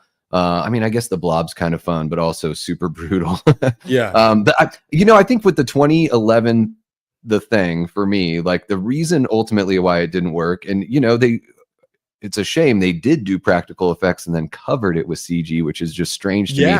But I think the best part about that movie is that they paid so much meticulous attention into making sure that by the end of the movie, everything looked the way it looked when the characters from John Carpenter's The Thing showed up to the Norwegian camp. However, beat for beat, it just kind of is the same movie. It is as John Carpenter's The Thing, so it's not a remake, but it's like not nearly as good. The story unfolds the same way with the paranoia, so it's like they didn't have a unique way of, and I guess maybe that's like the whole point, is The Thing is gonna make that happen. So maybe that's just a lesson in don't make prequels, make something that follows after, because it would be much more interesting to see what would happen if The Thing got out and got to a place that was more populated, rather than just seeing it in another Antarctic camp. I think that's the bigger issue for me, is I was just like, I've already seen this movie and I've seen it better. Yeah, and I think it's because Carpenter directed it, if I'm being honest. Carpenter had, back when Carpenter was on fire, my opinion, he was unfucking touchable. Carpenter had such a distinct flavor when he was putting out freaking Escape from New York and The Thing and Halloween, and I just think that The Thing feels so much like Carpenter that I think it was just kind of an anomaly, not a fluke because it was Carpenter doing it, but an anomaly. And I think if it came out today with a different director, I don't know. Yeah. There's something about Carpenter's direction back then that, man, there's nothing like it, and it's just so comfortable, And it's comfortable, but it's also nobody can capture dread like Carpenter. He just has this, like, he can just move the camera across a blank frame where it could be just like a freaking couch and a coffee table, and for some reason he can make that scene creepy. Just the way he moves the camera. It's very few directors can capture dread the way Carpenter did in his heyday. I think most. Having Dean Cundy there certainly helps. Exactly. It's like it's a whole team of people, and the Kurt Russell John Carpenter connection is pretty incredible. And somebody had mentioned the Ennio Morricone soundtrack, which is really cool. One of the few times where Carpenter let somebody else make music for one of his movies, but it's so fitting to that original, or to John Carpenter's The Thing from '82. And he's so grounded. Like there was a video that because we look at the little the reels on Instagram, and there was a reel with Carpenter recently, and he's so grounded. Like he went to this party with all these other iconic directors, and he said Cronenberg was there, and he's just kind of standing around in the back, and he's not trying to like show off or anything like that. And he said Cronenberg's got like a crowd of people around him, and he's like holding court, and Carpenter just tries to like go up to Cronenberg. He's a peer, and he was like, "Hey, how's it going?" And he said Cronenberg didn't want to have anything to do with him. And Carpenter was like, "You know what? Fuck this," and he just left. I love it. John Carpenter's punk rock, man. Yeah, he's so punk rock. He is punk rock. Yeah. It's like, I'm done with this. He's one of us. He's just like, yeah. He is. Frederick L. He says most Halloween sequels are reboots. Well, I think Halloween is the one franchise besides maybe Texas Chainsaw Massacre. Yeah, that's the that one. it'll do 1 or 2, maybe 3 movies if you're lucky, and then they got to restart again. You know. Yeah. Although the first 6 movies are in continuity with each other, outside of 3, of course. So you got 5 movies there that were in continuity with, and then yeah. Another super chat here.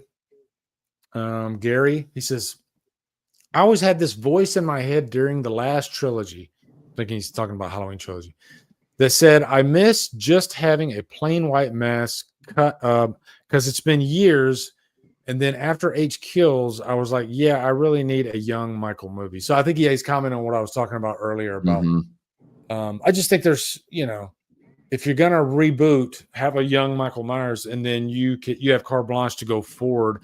Although this is another topic, but what is it with remakes not continuing past 2 movies? You notice that, like, you had Rob Zombie's Halloween 2. There's very few like examples of rebooting a franchise and then being able to get past like 2 movies. I don't know why that is. Short attention span. I don't know. It's really weird. Yeah. I mean, with Friday and A Nightmare on Elm Street, they didn't even get past 1. Yeah. Most of them don't get past 1. At least with Rob, it was like that was a conscious decision. The studio wanted to keep going, and Rob was like, "Nope, I'm killing them all. You can't make a sequel to this one, buddy." And then that's why they were like, gotta have a different ending for the theater. And he said, "Son of a bitch." So he let Laurie live. And which I actually do prefer that ending too, by the way, where Laurie lives. But and then they tried, and then the Weinsteins went bankrupt, so they couldn't make a third one. But yeah, I don't know. I've always wondered that too, because most of the time these things make money. Like they make good money. It's like why wasn't there a follow up? But some of them. And you do have modern like Hatchet. I think does Hatchet have like 4 movies? And we're about to get the 4th Terrifier. So it's not that like it doesn't exist, but it doesn't really exist with remakes for some reason. I don't know. Maybe it's maybe it's because people they go back and watch the originals, and so I don't know. I don't know if the movies make money, why not continue? It's very strange. And back in the 80s, it was just different, right? It was just like, oh, once a year we're going to put out one of these. It's going to make a bunch of money, and now it's sort of like you're going back to the well, and there's a bit of a cynicism there, I think, as far as going back to that well. But also, I think at the same time, it's like let's try to plan out like something that's a little smaller in scope. So we're just going to do a few of these and get the hell out, Yeah. Jamie Hart says, hot take, I don't need any more Halloween movies. I don't need any more Halloween movies until I do. I think that's usually how it goes. I do like a nice break, but I remember when it was first announced that John Carpenter was coming back as an executive producer. That was like the start of it all. They had a plan. And I remember, man, there was just a freaking I don't know, like a frenzy. Like the horror community just got lit on fire when Halloween 2018 was announced for some reason. And I think that was just because of a perfect storm of timing.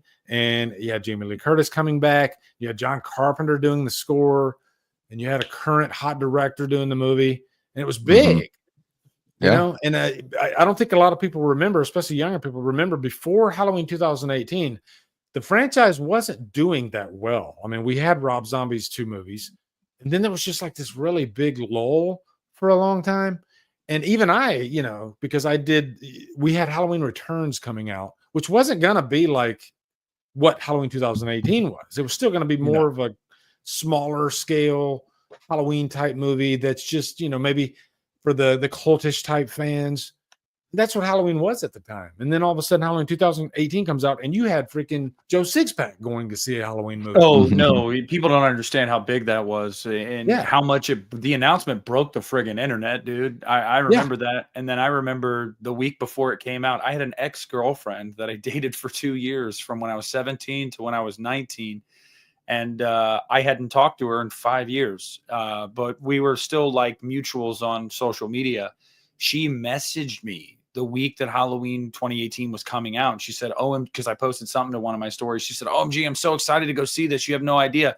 That was not her bag at all. So it's just like, I don't think people realized like, yeah, dude, that movie made over $250 million. Like it's the highest grossing slasher movie ever. Like that's that thing was just a moment in time, man. My It really coworker was. at the time, he wasn't he's not a like a horror fan or anything, and his daughter, the very first Halloween movie she ever saw was Halloween 2018, and she didn't even know that there were other Halloween movies before that. That's how big Halloween 2018 was, and it brought a lot of people over to the franchise, including her. He said his daughter was like, "Oh my god, I love this freaking franchise. I didn't know there were previous movies. Let me go check them out."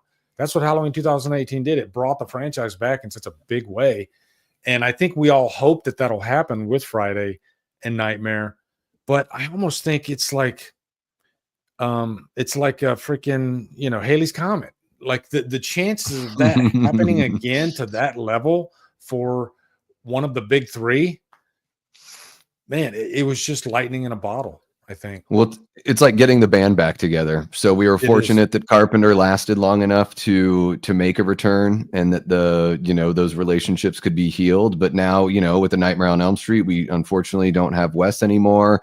And then with Friday the 13th, it's, Sean S. Cunningham seems to like take some sort of pleasure from withholding his cooperation. So yeah, I don't know. I mean, it is like having a great band come back together after, about 40 years of nothing. And do 3 albums. Yeah. Yeah. I think that helped that it was a trilogy. It just, even if you don't like Kills and Ends, it kept that freaking fever alive, Oh, yeah. because before the people saw those movies and disliked them, that's all people talked about on YouTube, in the horror circles. Those freaking Halloween updates were massive back then. That's how I found out about Dave McCoy. It was a huge, it was a watershed moment for the fans, for sure. It was, for sure. Chappie, he says Elm Street remake should have taken notes from the Transformers franchise. Even though it's not well received, it made a lot of money. Sequels would have be Nick. Be nice. Be nice. Oh, thank you. I was like, what? Me? What did I do? Yeah. That's a wild comparison. But I think I see what he's saying, because those Transformers movies, like, they got bad. They got really bad, but they just kept churning them out.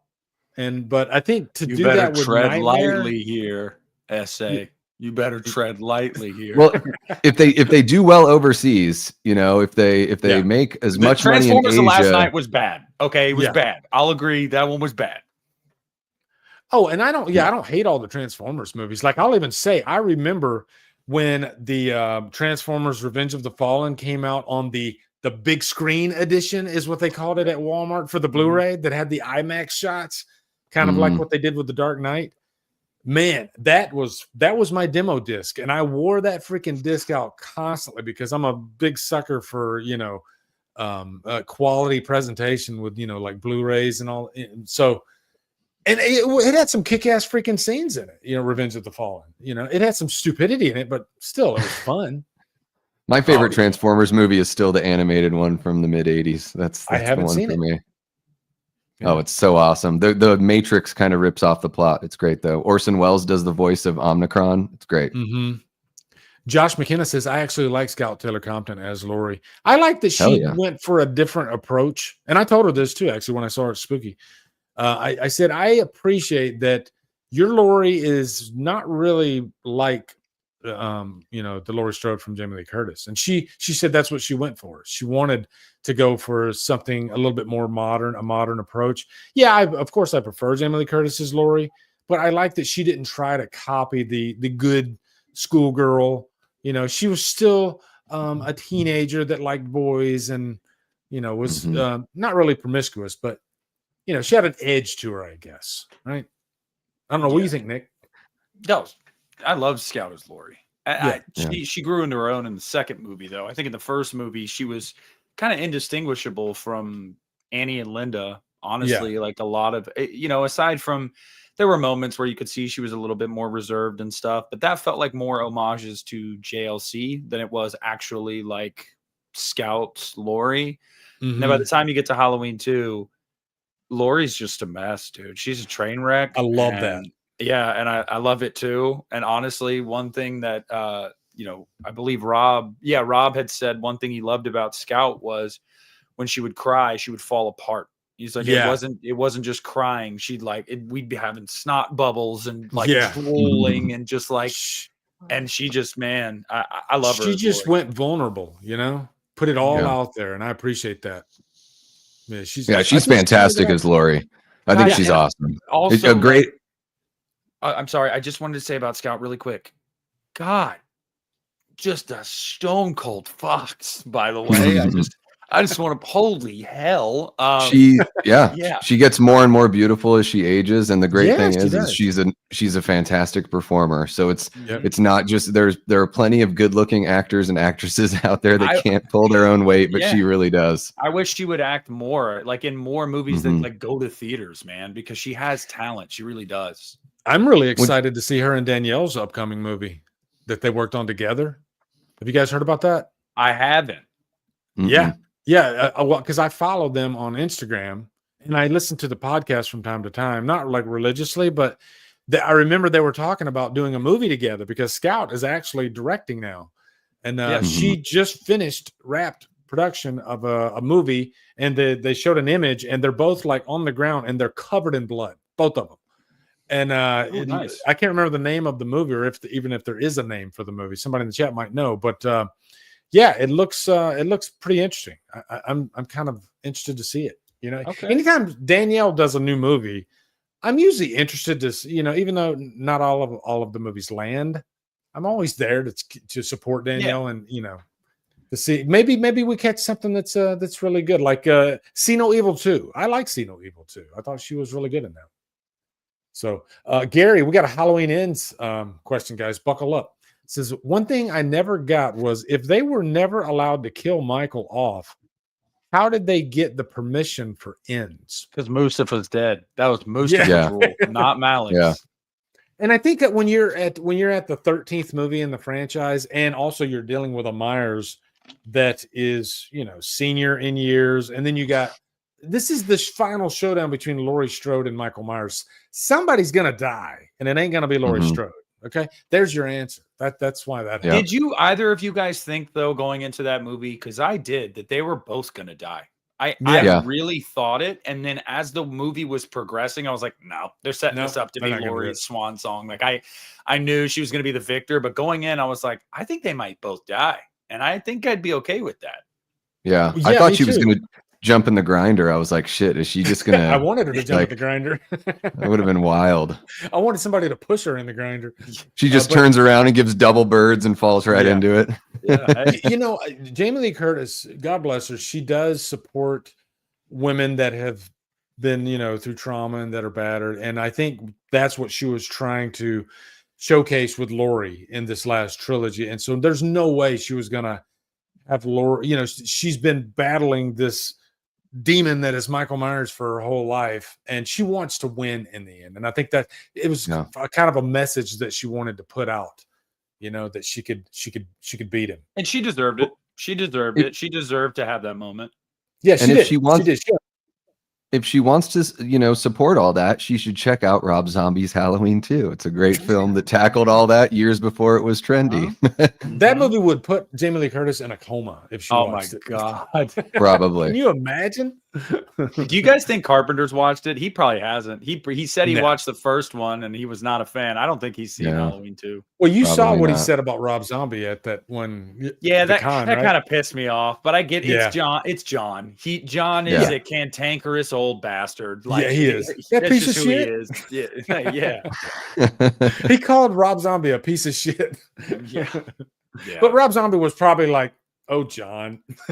Yeah, well, that's John Carpenter. He doesn't like Rob because Rob basically was like, I don't need John Carpenter's approval or input on my movie. And I think that rubbed John the wrong way because I think John didn't want to give him input, but I think John almost expected him to be like, oh, master, is it okay if I do this? Can you give me some tips? And he didn't do that. So I think John was like, fuck this guy. I do love how honest, like if you look at those old, like there's an interview with John Carpenter when he's like sitting on the lawn in front of the Myers house while they're making the first Halloween and they're interviewing him, And so they're asking him about pretty recent movies like Jaws.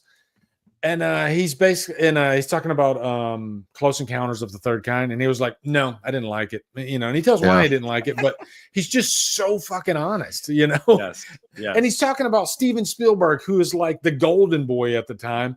And Carpenter's just like, no, I thought it sucked, honestly. You know? Yeah, I think he says like those films are like pretentious, and that's him. So it's like I fully expect people act surprised about how, you know, the quote unquote shocking things John Carpenter says, and it's like there's no surprise. He's always been this way, guys. Yeah, it's that's one of the reasons why we love him. It's probably one of the reasons that makes him such a unique artist, that whose work he we never really held appreciate. back.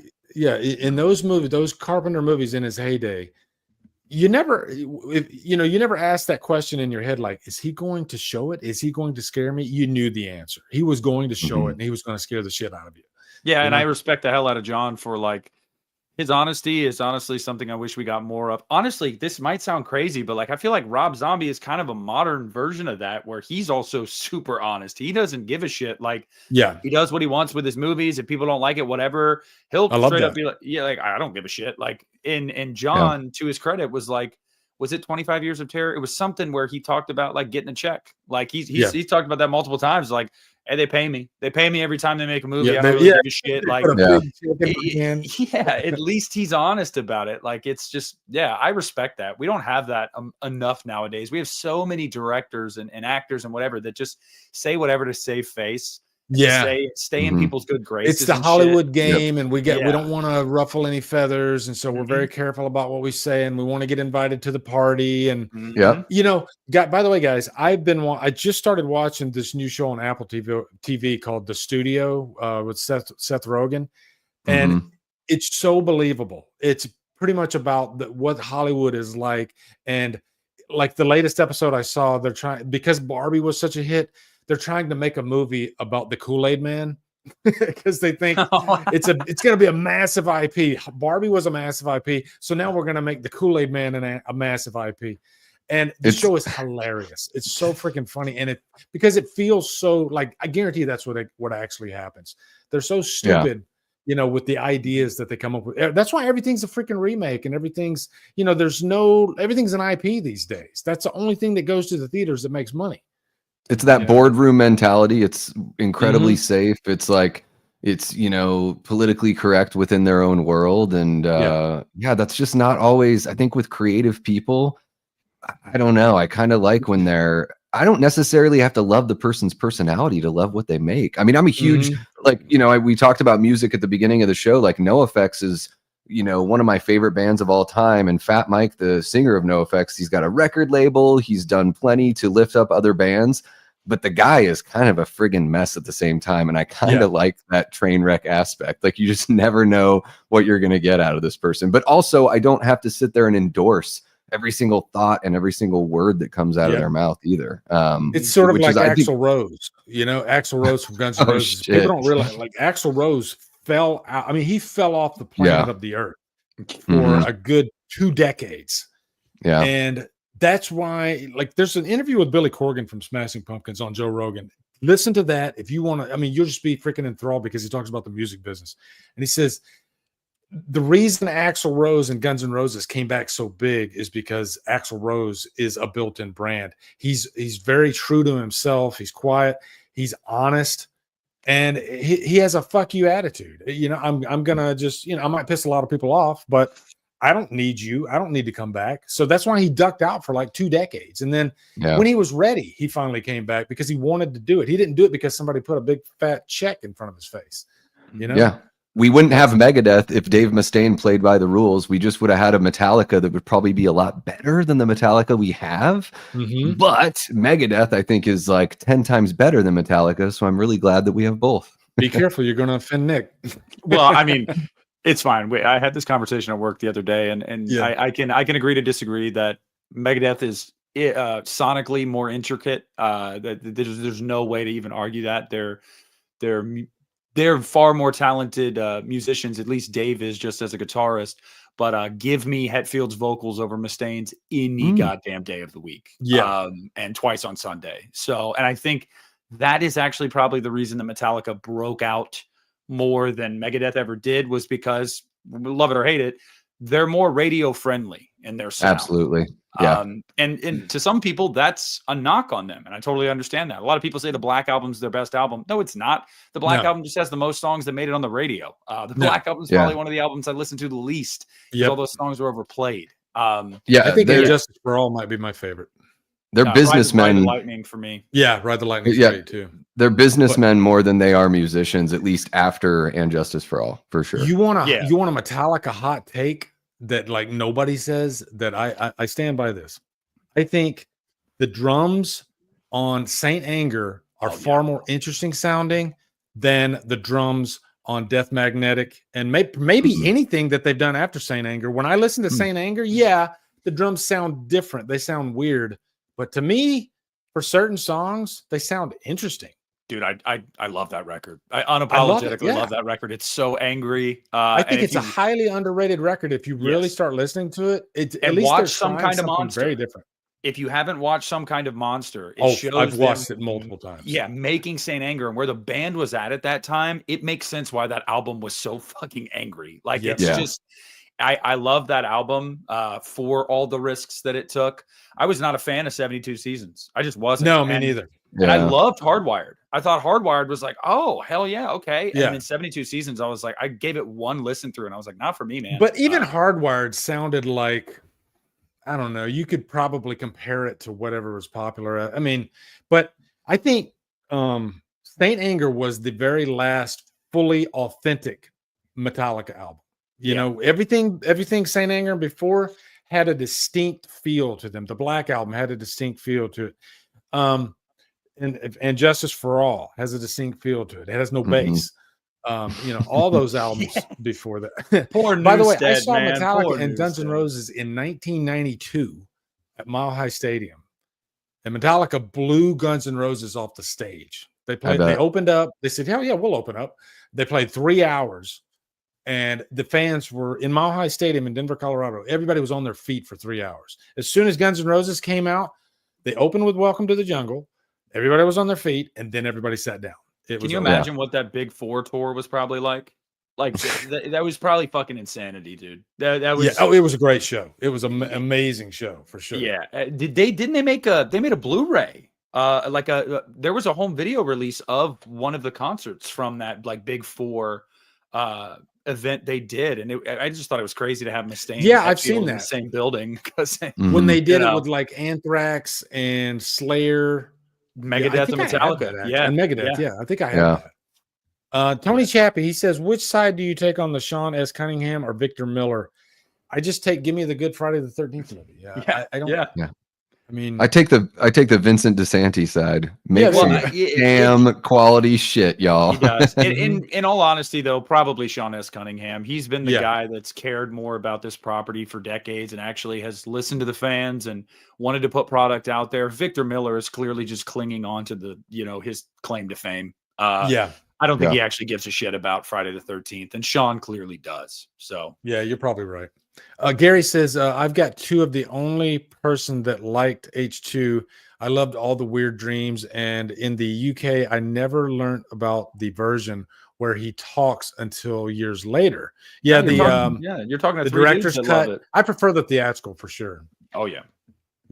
Yeah, I'm a director's cut guy, except for the end, because I don't want to hear him talk. Lee, make the fucking supercut. You've done this so many times. Make the supercut. Just make a Halloween 2 with the director's cut footage until they get to the shack. And I love how broken Lori is in it. I like that we see that ugly side of her character more so in the director's cut, where the theatrical cut usually cuts right before it gets ugly. Yeah, so there's not as much of that development. All the added stuff, and I watched it right before our first stream to refresh, and I was like, "This is good stuff." It's just the very end that ruins the movie. And I actually did make my own cut for my own personal. I don't even have it on my shared drive because I have a lot of cuts on my shared drive, and people will message me, and I'll send it to them for free. I don't care, but I still need to put that cut on there so that way I can send it out to people. But yeah, it's just weird how like the theatrical cut trimmed a lot of Lori's, I mean, there's still a lot of her like descent into madness, but it trimmed some of the stuff that was like the best, like the breakfast scene where she says one day at a time and then it's over. But in the director's cut, they go back and forth. Oh my God. Yeah, and then you have the scene upstairs where she's drinking and listening to like Honky Tonk Halloween on the TV, and Annie basically comes in and was like, "You're a fucking train wreck," basically, and they get into another argument. I'm like, this shit is good. Like, it makes Annie's death that much more sad. And in the director's cut, you don't have the slowed down, no noise of Dura finding her. He's screaming like, "No, no!" In the director's cut, oh my God, bro! Rob Zombie's Halloween 2 might be my. It's official. It's my comfort Halloween movie. Like that movie, I throw it in. I think at this point in my life more than any other Halloween movie. Like if I'm like just doing nothing in the background, you know, and I'm like, I just want to throw a movie in, I'll throw in Rob Zombie's Halloween 2. It's a comfort movie for me. I'm getting on my tombstone etched. RZH2 is a masterpiece. Like, that's going to be on my fucking tombstone. It is every time I watch it, I just fall in love with it all over again. Yeah. I'll put on my tombstone, "Don't give me no reason." Yeah. I mean, you got Jeff Daniel Phillips, man, delivering the goods. My favorite scene in that movie with Jeff Daniel Phillips is when he's carrying out the trash and he gets to the door and he does the yes. Yeah. He does the like Judd beautiful Nelson moment at the end of Breakfast Club. Yeah. Don't give me no reason. So hey, that's how we got our name. Hit the bricks. Yeah. Hit the bricks, Yeah. Dorothy. All right, we'll do one more super chat and then we got to get out of here. Man, I like how we did this one. We did like the first half news and then we just kind of bullshit. the back half Halloween. Yeah. Back half Halloween. And then we mixed in some, you know, Lee, we get jokes all the time. People say shit to us all the time. Like, you guys always end up talking about Halloween. Yes, we do. Yes, we sure do, man. And it's fun. Yeah. Yes. Could you see a comeback for a mid-budget movies instead of big budget monstrosity like Red One, 200 budget with Electric State, 300? Well, I definitely think that's going to happen because all these movies that are costing 350 million, they're bombing. You know, you just freaking had how in the hell somebody, and they touch on this in the studio, by the way, that show. How in the hell they let a movie get to $350 million like Snow White? How does that happen when they know that they're not going to make their money back? It's insanity to me. And I think this has happened so many times now with Netflix and movies coming out where more times than not, they're bombing over making money, except for like, you know, MCU movies. But even MCU movies aren't faring that well these days. So I think we're starting to enter a new age where you're going to start seeing more lower budgeted, smarter budgeted movies come out, and they're actually going to be good original properties. I do think that's around the corner. What do you guys think? Yeah, it's got to be. It's got to be. You can't keep seeing these $300 million movies making $400 million when it's all said and done. So really, you lost probably $100 million or more. You can't keep seeing that and keep your job continuing to do that. Like if they do that, they'll lose their jobs. Like it's just that simple. I mean, you guys, we talked about Kathleen Kennedy a couple weeks ago. Honestly, guys, I think the reason why Kathleen Kennedy probably got canned was not really about the drama. It was more about the underperformance. I mean, look no further than Indiana Jones 5. The movie cost $300 million and it lost like $150 million for the studio. Like you can't keep your job doing that. No, you can't. Furthermore, it's just, there's a guy I follow on social media. His name is Luis Fernando, and he does like box office stuff every day. He breaks it all down, and he's been saying for the last probably 2 years, 500 million is the new 750 million. 700 million is the new billion. In the sense of like COVID, we lost some business that's going to go to theaters. We probably lost it for a long time now, like whether it's through streaming, whatever it is. So if now a billion, your target really is probably 700, 800 million to have a really big hit. Maybe the movie should cost 150 million to make, not 250. I mean, like times are changing. You have to change with them. I mean, an old saying, adapt or die. I mean, adapt or die. And if you don't want to adapt, you're going to lose your job and your studio could be in shit. They need to get more creative on how they're paying the performers too by, you know, I think more performers, especially younger performers, should be encouraged or maybe think about becoming producers so they can make money off of the success of the film and not have to worry about a big paycheck in front of the film, because that certainly bloats a budget. So, Yeah. Avengers Doomsday, like you guys saw all those chairs they had lined up. That's not all the performers that are going to be in the movie. I shit you not. I will not be surprised if that movie costs like over $500 million to make, $750 million to make it. Consider all the performers they're paying, even if Patrick Stewart and Ian McKellen are just going to be there for a week or two. Like, you're going to have to pay them something. Like, they're not going to show up for under than $1 million. And then you've got like 30 of these people. What if they try to bring in Hugh Jackman? And then you just start thinking about how much money that movie Doomsday is going to have to make, like $2 billion to make a profit. Well, Davey, this has been rumored for a long time, but yeah, there's rumors that Andrew Garfield, Tobey Maguire, Hugh Jackman, all of these people are going to be in these new Avengers movies. Like, it's going to be massive. And what did they pay Tobey for No Way Home? $30 million, I think, for No Way Home. Like, you're just, good luck. But Marvel thinks that this is the feather they have in their cap. It is the Avengers movies. They know it'll make $1 billion plus. They know. People are going to show. And it's Robert Downey Jr. They know that Robert Downey Jr. is not only going to pull in the Western audience, but he's going to pull in the Eastern audience as well. So they know that they've got their chance, because everywhere, all over the world, people love RDJ. But man, I mean, we're talking about, and then you think about how much it costs to advertise for these movies. I think that it's always lower budgeted movies are always going to have their sweet spot in the genres like that we love, like horror or comedy or something that, there are those people that are taking points off the back end by being a producer, or they understand how to budget a film to actually make money. I mean, it's absurd.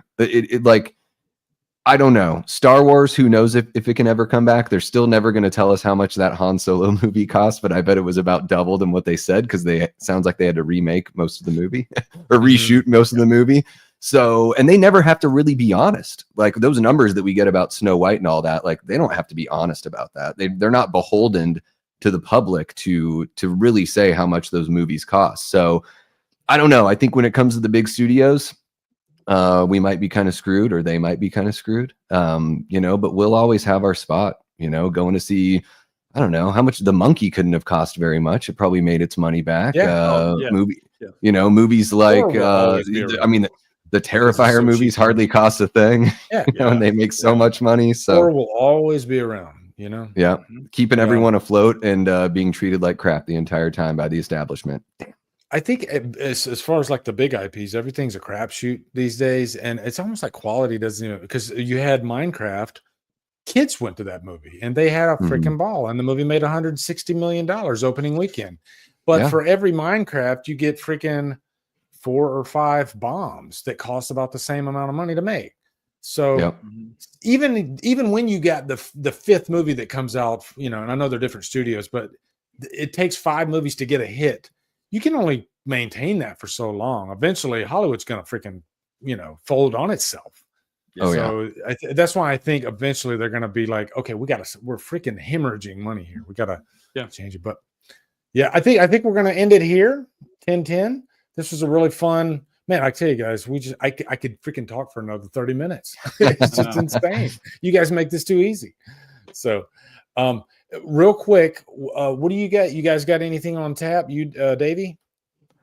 Yeah, I've got a Late Night with the Davies going to be back 9 p.m. Eastern on Wednesday night. We've got Jason from Backtrack Cinema jumping on. We're going to talk, nice. Jason's a good 80s, guy. 80s action movies. Just getting to a little bit of a nostalgia talk about that. He's a huge fan of that genre. And then some other shows from my channel are going to be coming back this month. So, Start Bench Cut with Matt Facci from Facci Cinema will be coming back. Nice. Movie Punks with Foz Rotten. We're going to talk about Real Genius, a little tribute to Val Kilmer on that one. And then my guy Mark from Tales from the Shelf, we're going to do a live versus battle. We've done a couple of those, and we're going to do the Terminator versus Terminator 2 Judgment Day. So I'm really looking forward to that one. So just getting back on that horse and getting everything rolling again. What about you, Nick? So I've got a video probably coming out tomorrow about Happy Death Day 3. I've got a video. I don't know exactly what I'm going to title it, but I do. Why You're Wrong about Halloween 5. There you go. I'm excited for that one. That's going to be a behemoth to edit because, buddy, I rambled. And then I have we're going to be doing another episode of UNITA this weekend. Christian hit me up the other day and was like, "Hey, you want to record this weekend?" So got some stuff coming this week that I'm excited about. Usually I have to feed the Halloween fans once or twice a month for the Halloween video, hungry. Or they get pissed off. So but yeah, I got some cool stuff coming. I'm excited about it. I'm excited because yesterday I started I'm like in the heavy edit section now of my Crow documentary, all 5 movies, kind of like what I did with Scream and Halloween a couple years ago. My wife did the script like she did those other 2 ones, and I just kind of let this one set for a while. I recorded the audio, the vocal edit. I recorded that probably 2 months ago, and I kind of just let it set because I had all this other stuff going on. But this weekend, I didn't really have too much to edit. And I was like, you know what? Let me dive into that thing. And I got like almost through the first movie because of course, I'm doing them in order. But when you start diving into a documentary, like it's always intimidating at first because you just like, oh my God, the amount of work I have to put into this thing. But once you like dive in and I actually started enjoying it yesterday, and I took a break after like an hour and then dive back in.